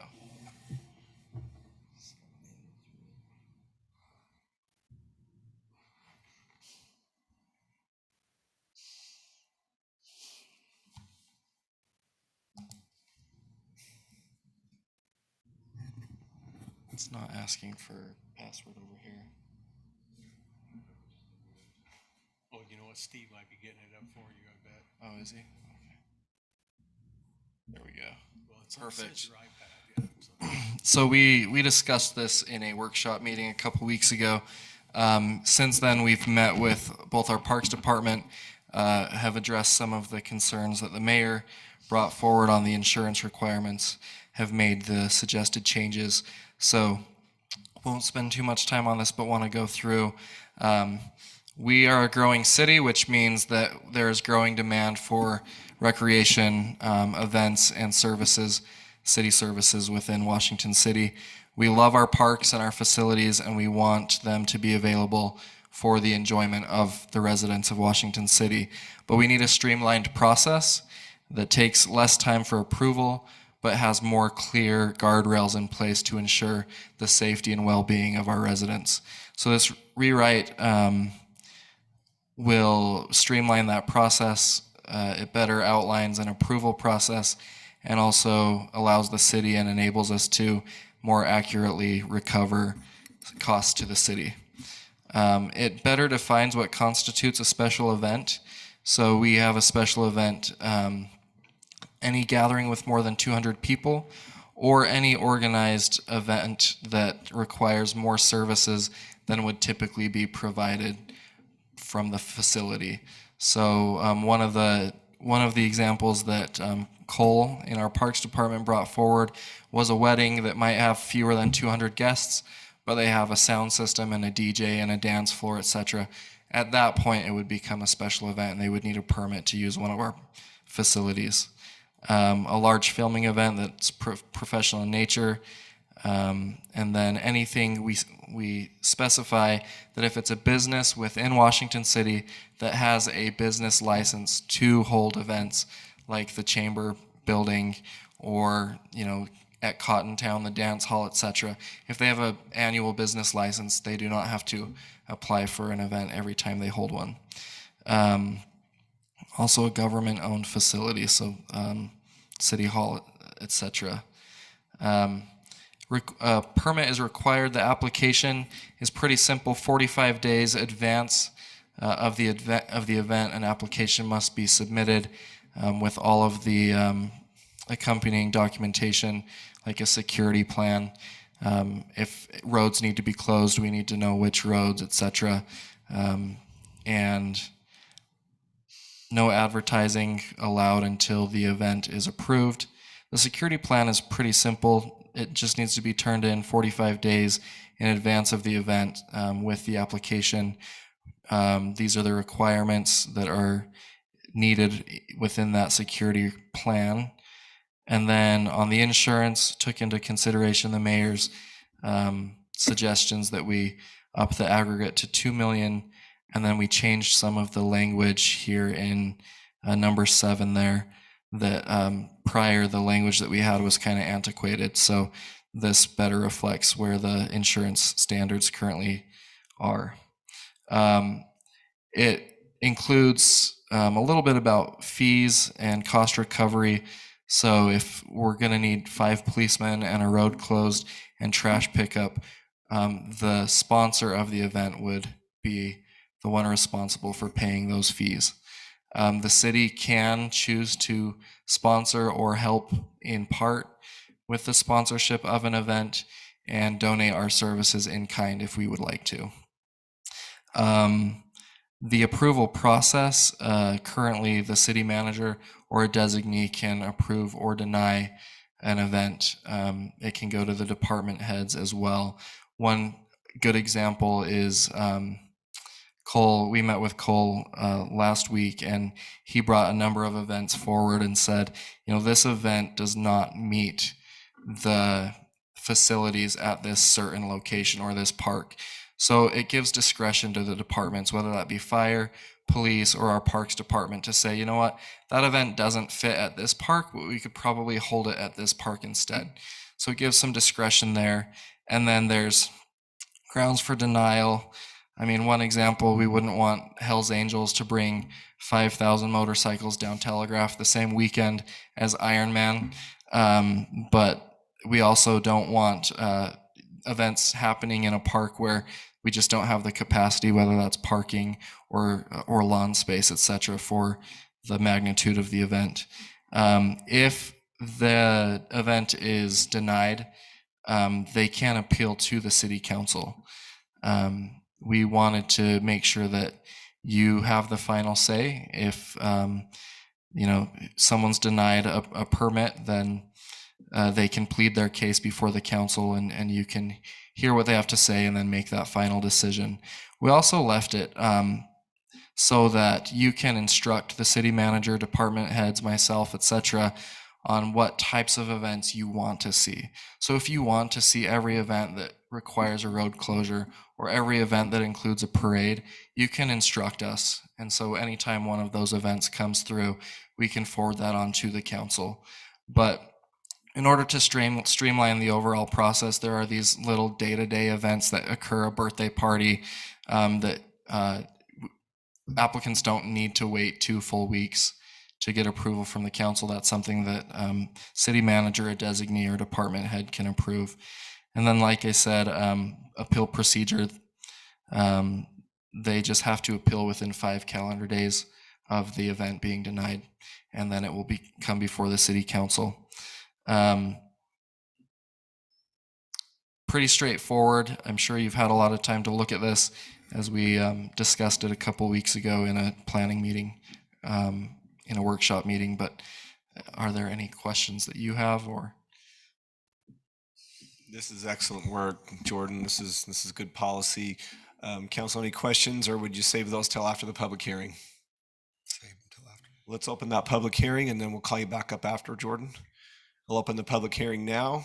Is there anyone who would like to speak to item 8B in regards to the special event ordinance?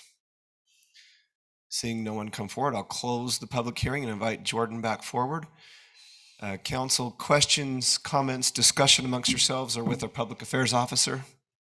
Well, I don't know if it's a question for Jordan, but the events that I would like to be retained by the council is anything that has to do with road closure. That jumped out at me from the onset, because I think that's something we have to really be careful with. You know, we have some great events in our city like Ironman and different things where it's required, parades, and those are wonderful events. But I think that for me personally, I would like to retain anything that requires a road closure.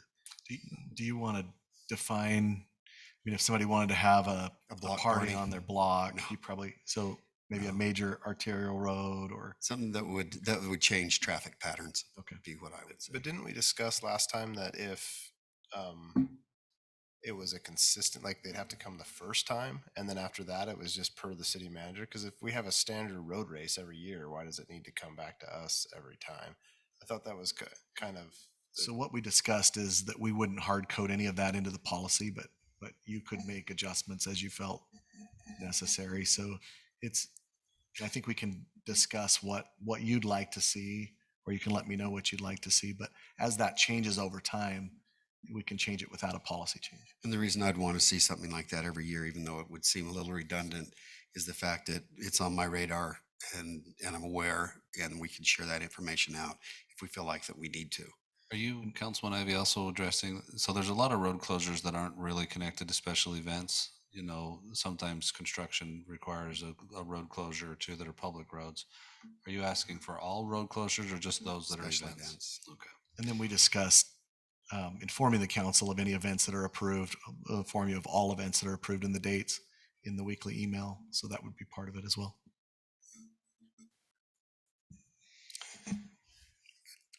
All right. We feeling okay about this, council? I'll call for motion on item 8B. I'll go ahead and make a motion that we approve an ordinance repealing and replacing Title VI, Chapter 5, Section 3, Washington City Code, Special Events. I have a motion by Martinson. I'll second that, Mayor. Second by Ivy. No roll call vote. Coates? Aye. Ivy? Aye. Casperson? Aye. Martinson? Aye. Henderson? Aye. The ordinance passes unanimously. Thank you, Jordan. Appreciate your work on this. This is a good policy. It's a good ordinance. Move on to item 9, preliminary plat. 9A is a consideration to approve a preliminary plat for Finlay Farms Phases 1 and 2, located at approximately 4300 South Washington Fields Road. Community Development Director Drew Ellerman.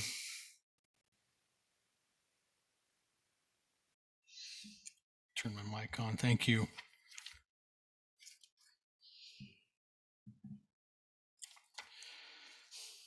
The applicant is requesting approval of the preliminary plat for Finlay Farms townhomes as stated phases 1 and 2. The particular subdivision is proposing 129 units with an area coverage of 17.84 acres. The zoning designation at this particular location was recently rezoned to the Plan Unit Development Residential.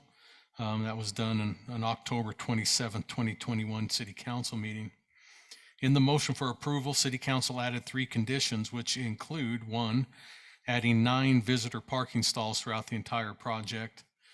And 2, completion of the amenity to take place at or prior to 25% of the issuance of a certificate of occupancies for the given phase. And then thirdly, build a solid block wall along Weatherby Way. The applicant has incorporated these conditions into their preliminary plat. The original 23 visitor stalls have been increased to 32, and then some of those were transferred across the street in the other development that was part of this original PUD. The block wall has been added as well. The surrounding zoning to this particular piece is agricultural 20 to the north, open space to the east and south, and then residential 8,000 square foot minimum, which is the R18 zoning designation to the west. This proposal is within the Hillside overlay zone. The Hillside Review Committee met on the site and motioned to recommend approval for the project with the condition that AGEC shall double check the grading plan with the rock fall analysis so that those areas of concern can be and will be addressed accordingly. That's condition number 16 within your report. Also,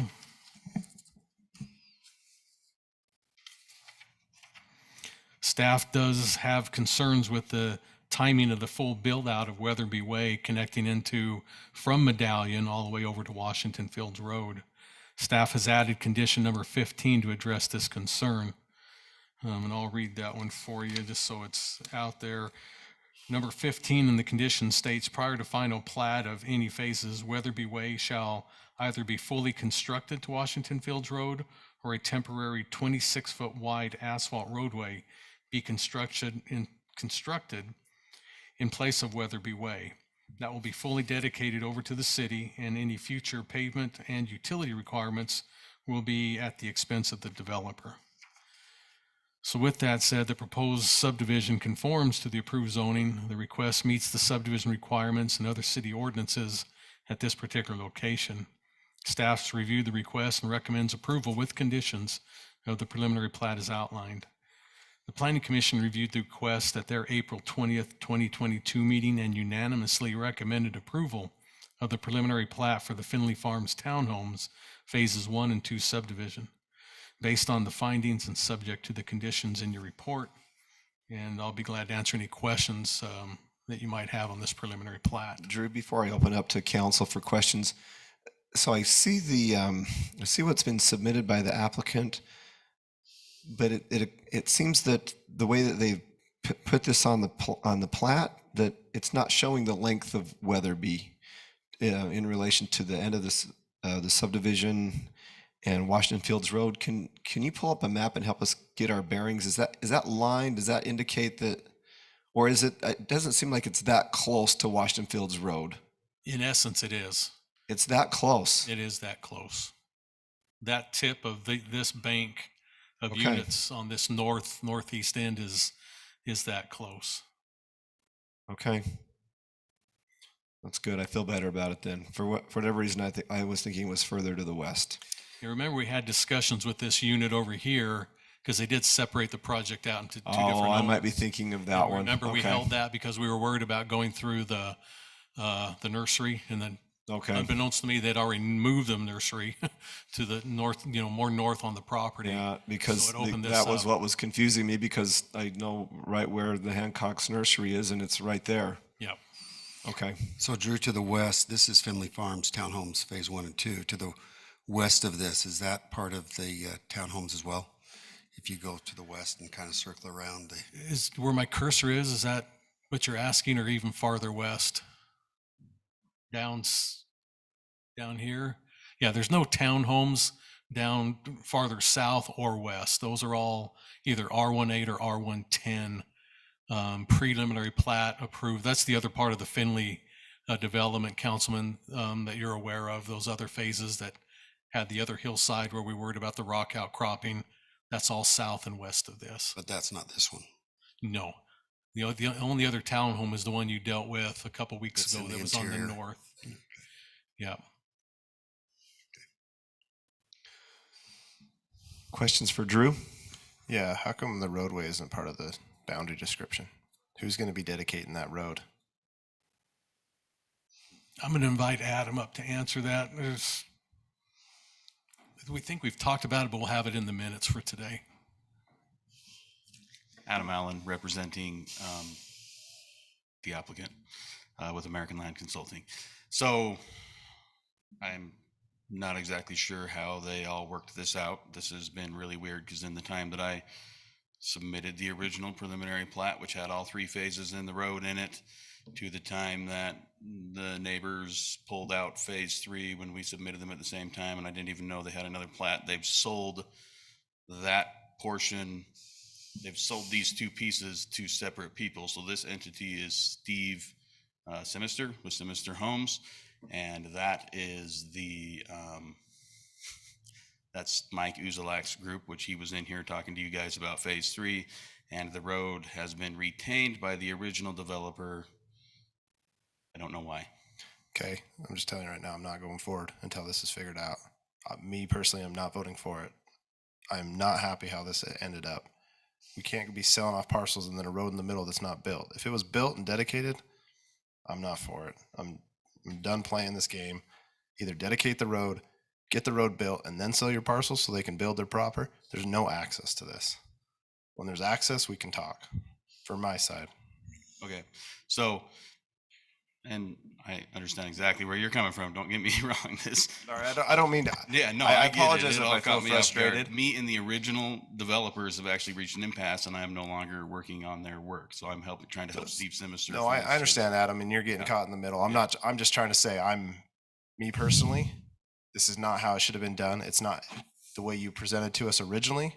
We were good with, we approved it, and then all of a sudden there's all these things on the side and they sell off property with their right to, but the master developer needs to do the improvements before they go sell off these parcels to do it.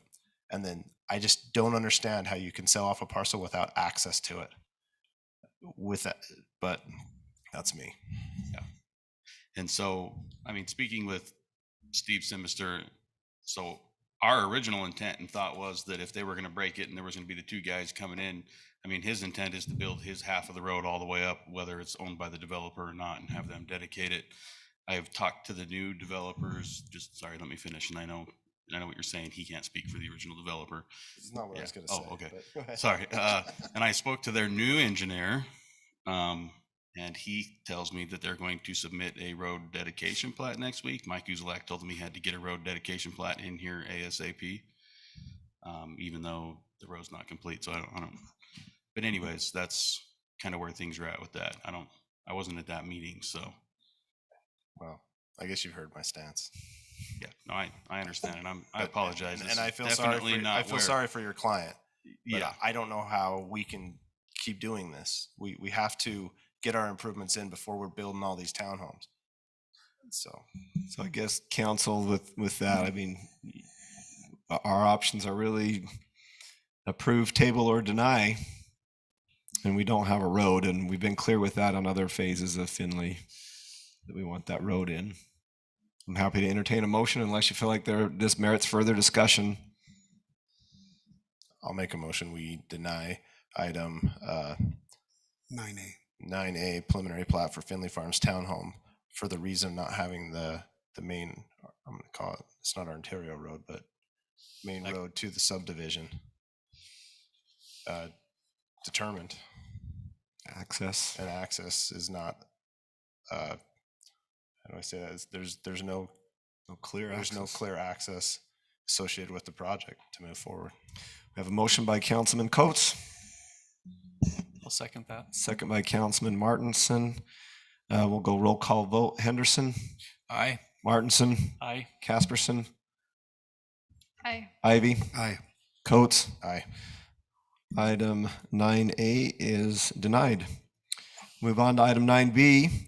This is consideration to approve a preliminary plat for Temple View subdivision located at approximately 240 West, 3650 South. The applicant is Hawkeye Construction. Community Development Director Drew Ellerman. Thank you, Mayor. Applicant is requesting approval, preliminary plat for the Temple View subdivision. This particular subdivision is proposing 7 lots and the area of coverage is 3.5 acres. The zoning designation at this particular spot is the single-family residential 12,000 square foot minimum, referred to as the R112 zoning designation. Surrounding zoning is R112 to the north, residential agricultural 1 acre with bonus density to the east, and then R115 to the south and west. The proposed subdivision conforms to the approved zoning. Request meets the subdivision requirements and other city ordinances. At this location, staff's reviewed the request and recommends approval with conditions of the preliminary plat as outlined. The Planning Commission reviewed their request on their April 20th, 2022 meeting, and they unanimously recommended approval of the preliminary plat for the Temple View subdivision. That's based on findings and subject to the conditions in your report. Be glad to answer any questions council has on this particular subdivision. So Drew, on number 7, there's one distinction that's a little bit different. Landscaping and fencing plan shall be installed prior to occupancy. So fencing as in block walls after or prior to, or what is that? Yeah, I'm going to have to, which condition was that? 7.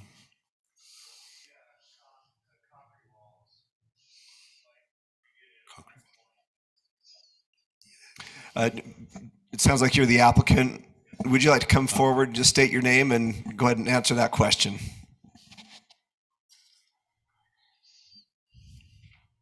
Rob Kendall, we did Hawkeye. Say that one more time. Our recorder's up in the. Rob she's Kendall. not in heaven. She's just in her office, which is upstairs.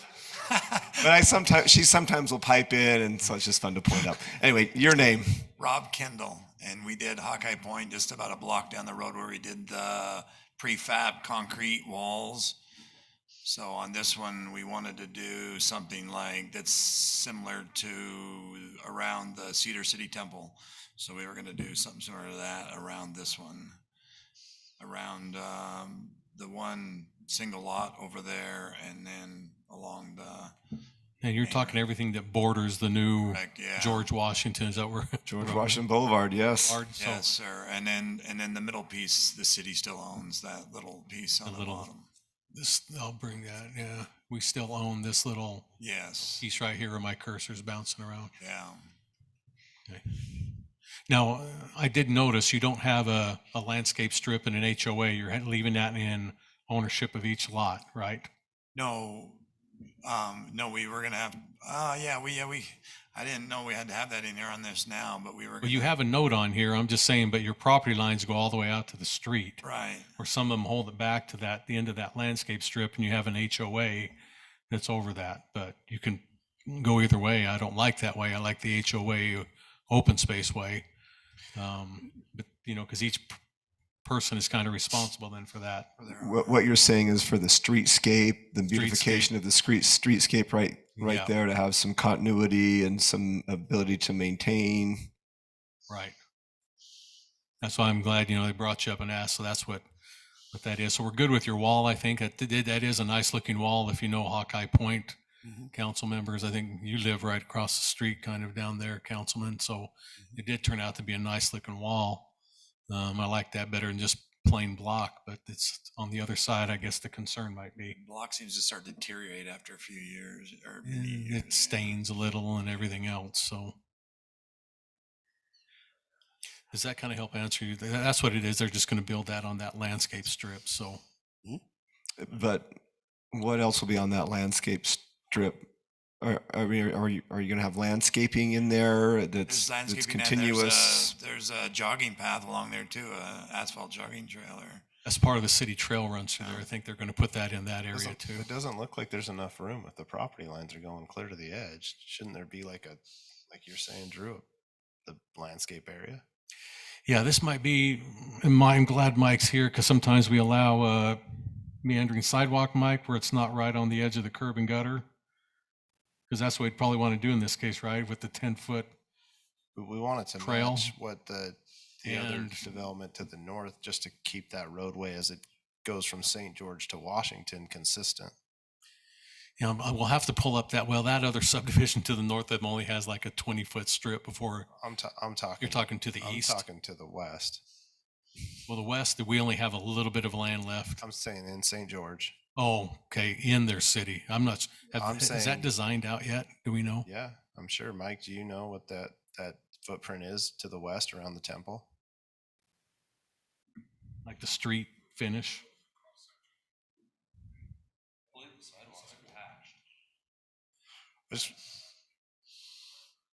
These are big lots. I know you're trying to do. Does it make sense to pull the property lines of these lots on final plat and get that landscaping to mimic? So we don't have. You want some continuity between along the road as we transition into St. George to the west. Does that make sense? And I know you may not. He's the engineer was supposed to have that designed in there, that landscape strip. Well, there's a note right here. I'm just calling this out. He called it a 15-foot landscape easement. Yeah, that's Is all. Yeah. But again, your property lines go all the way out to the right of way at each lot. See that kind of circling around there? That's just an example. There is no, he put it in a dotted line, so that means it runs through everybody's property. But does that mean they can put their fence all the way to their line Well, and landscape it? technically, that's where we would make sure there's a condition that says there will not be any, that has to be a streetscape landscape strip. That's why I really would like this to maybe, or at least add a condition that you make an HOA out of this. I just think it's the safest way to keep, the landscaping consistent. No, that's fine. Everybody, they're all have to maintain it at the same level, not worrying about the one guy who doesn't care about the rest of the subdivision, doesn't do anything in his 125 feet, and we don't want that. So if you're in agreement to it, that's what I'd rather see. That's how we did the last one. But Drew, where he's the developer, he would be the master, declarant. Till he turns it all over to all seven of them. But wouldn't these be addressed by then? Well, it could, but again, people could let the landscape you know, that part or how they're going to do it, but I don't want it to ever end up where they all, if it's in an HOA, they're all responsible collectively. Okay. You know, in the way our plats read, and if that falls apart, then we can collectively go after all of them in an open space area equally, not.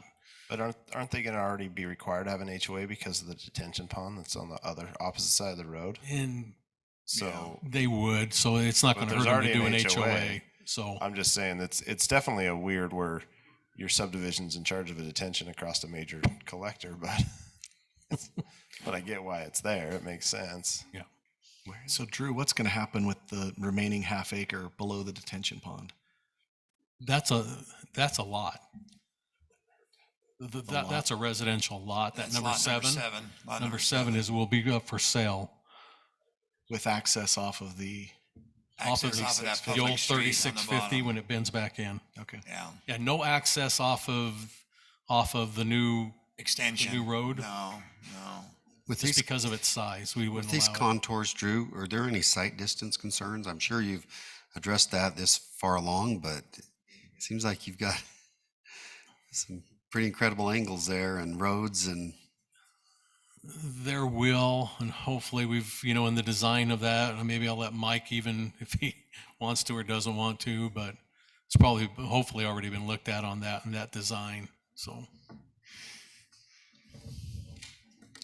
So the existing 3650 tying into the existing 3650 where it ties up into the George Washington Boulevard, that was all designed by the engineer. The side distance are good there. Okay. All right. One of the issues I have is you've got a detention basin that's part of a lot that probably should be pulled out and made part of the HOA. That property owner would be. If you want access to it. Well, it would be owned by the HOA or maintained by the HOA, but with this, it would be that property owner's responsibility. Is that part of lot 6 or which lot is it? 7. Oh, lot 7. Hello.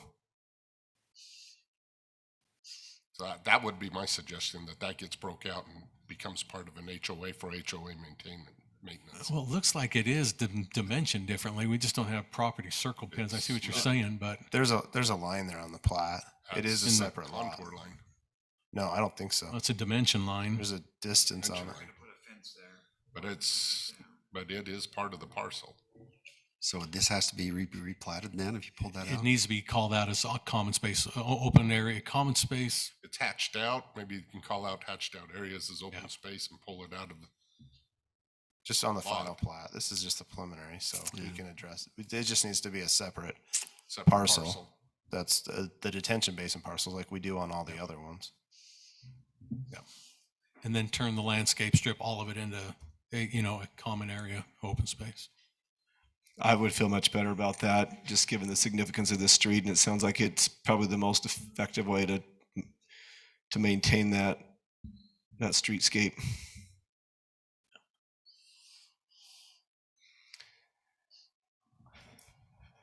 Council, further comments or discussion on this preliminary plat? Do you want the name changed on it?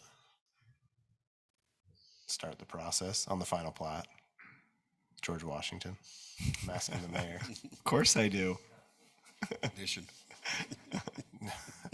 We probably won't. I think it's just a note to. We probably won't leave that 3650 either, as it turns. Yeah, at some point have to have a different. I think we should just call it. I mean, it's a good place to do it. It's right on the bend, right? It might be the best place to call. Start the process. I don't know. Oh, to call it on the plat. Yeah. Call it George I like Washington. it. It's in our city limit. You can do what you want. Pass the name. Okay, council, further questions? Is someone looking to take some of the comment into account and make a motion? Looks like Councilman Henderson's ready to take a stab. I'll take a stab at it. Mayor, I move that we approve a preliminary plat for Temple View subdivision located at approximately 240 West Temple View, George Washington Drive. With the conditions that they put the landscaping strips into an HOA and also a separate plat for the detention basin. Separate parcel. Separate parcel number. On the final plat. On the final plat. We got a motion on the floor. We got a second. Second. Motion by Henderson, second by Coates. We'll go roll call vote. Coates. Aye. Henderson. Aye. Martinson. Aye. Casperson. Aye. Ivy. Aye. All right, the preliminary plat is approved unanimously, and we'll look forward to those few changes on the final plat. I'm sure you can coordinate with Drew on that. Thank you. Okay, we'll move along to item 10, policy update. 10A is consideration to approve a policy update, employment of minors. City Manager Jeremy Redd. Thank you. I'm a little worried. You guys have been tough tonight, so take it easy on me. This is a change that has been in the works for a little while. At least it's been suggested for quite a while. We spent a lot of time thinking about it and discussing it, but currently the city policy requires all employees to be at least 16 years old to be employed by the city. And we've had some requests in a few departments with very specific job titles that we allow 15-year-olds and in some cases 14-year-olds. We started a program at the community center to help kids enter the workforce by training them on different work skills and interviewing, and then they'd like to be able to take some of those youth and give them some part-time jobs that make sense. So the new policy would read, minors under the age of 18 are eligible for employment, subject to the provision of federal and state laws governing the employment of minors. Minors ages 14 and 15 may be considered for employment by the city only under very specific circumstances and with the express approval by the city manager for each specific position considered. Any departments that receive approval to hire employees in this age category are required to meet all legal qualifications related to child labor laws. They'll be required to report their compliance with all applicable federal and state requirements each month to the HR department. So again, we expect it to be limited, but some positions where they feel like it might be warranted would be a soccer referee for younger age children, or somebody to help clean up parks, those type of employment decisions. On the second page are all of the requirements. So it's actually quite taxing to hire a 14 and 15-year-olds. You have to make sure that what you hire them to do meets within certain time guidelines and days, and they can only work so many hours a week and things like that. So I think we'd go over that with each department that wanted to do this. That's my, if you have any questions on that. I like it, Manager. It's very well presented. Seems like it makes a lot of sense. Good opportunity. Council discussion or questions for the manager? I appreciate you working on this. I think it's beneficial that there's that gap between 14 and 16. I think we can fill that, and with some of our jobs that they can do, I think it's great. I love seeing younger kids out there working, especially referees. I think it's good to get them started as young as you can. I think it makes them better human beings as we move forward in life. So, where were these hour limits when I was 14 and 15? I don't know. I'm sure you were working already, Councilman Ivy. There's no more hay hauling, so you have to do something. Yeah, it looks like Councilman Ivy's ready to make a motion on this one. I'd be happy to, Mayor. Thank you. Motion to approve a resolution updating the Washington City utility policy as outlined. Second. Wait. That's employment. Employment of minors. Sorry. We tabled that one.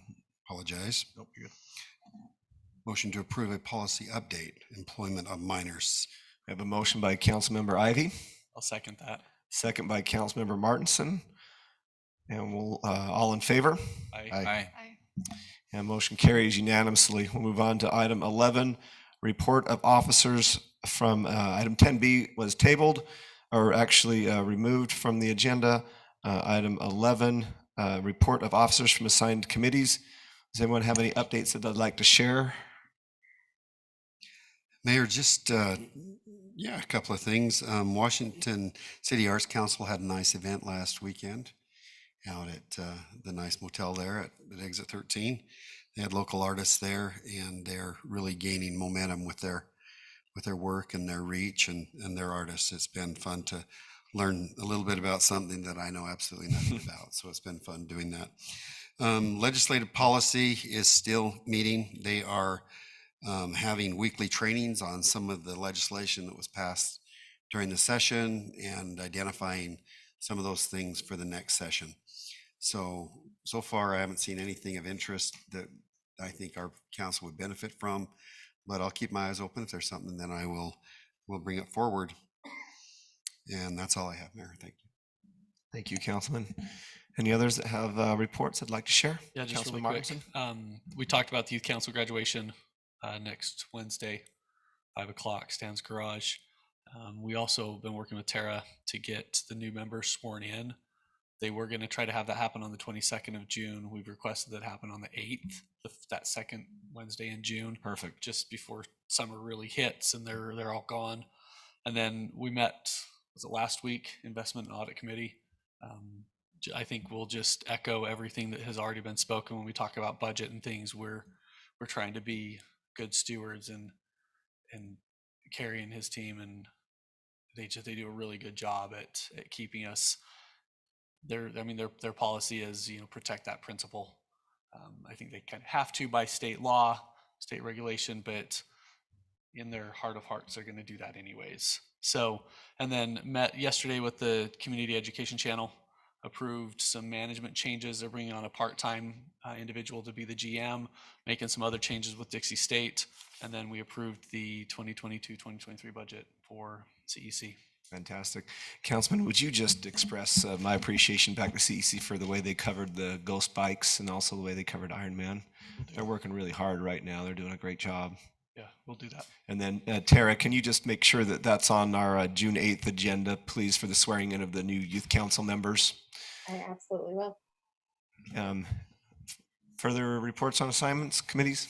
I have a mosquito abatement committee meeting tomorrow, and then in 2 weeks, I believe from today, a shade tree committee meeting. Is that right, Thad? 2 weeks from today? That's a good one. I like that one, especially the Jimmy John's was delicious. So. Yeah. Dad might want to arm wrestle you to go in your place, but we're not going to let him do that.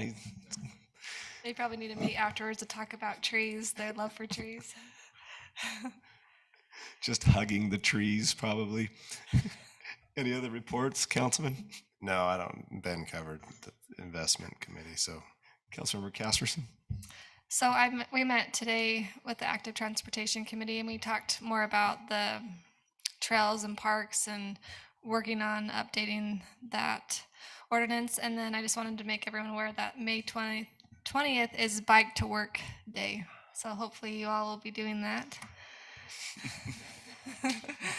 And then I just want to make anyone aware about the Washington Area Chamber Women in Business is going to be meeting this week on Friday, May 13th. And it's going to be, their guest speakers are going to be the mayors from St. George, Hurricane, and Springdale. And there was a question from some of the men in the meeting if men can come or if it's just for women, and just wanted you guys to know that men are invited to that, Women in Business. Discriminating. Yeah, not discriminating.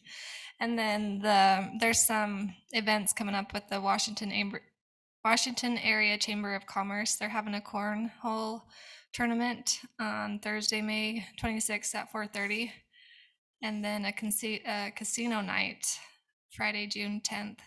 And so if you guys are interested in any of those, you can go ahead and look on Washington Area. I don't even know what their website is, but you can just go. I'm sure you can find it by looking at the Washington Area Chamber of Commerce.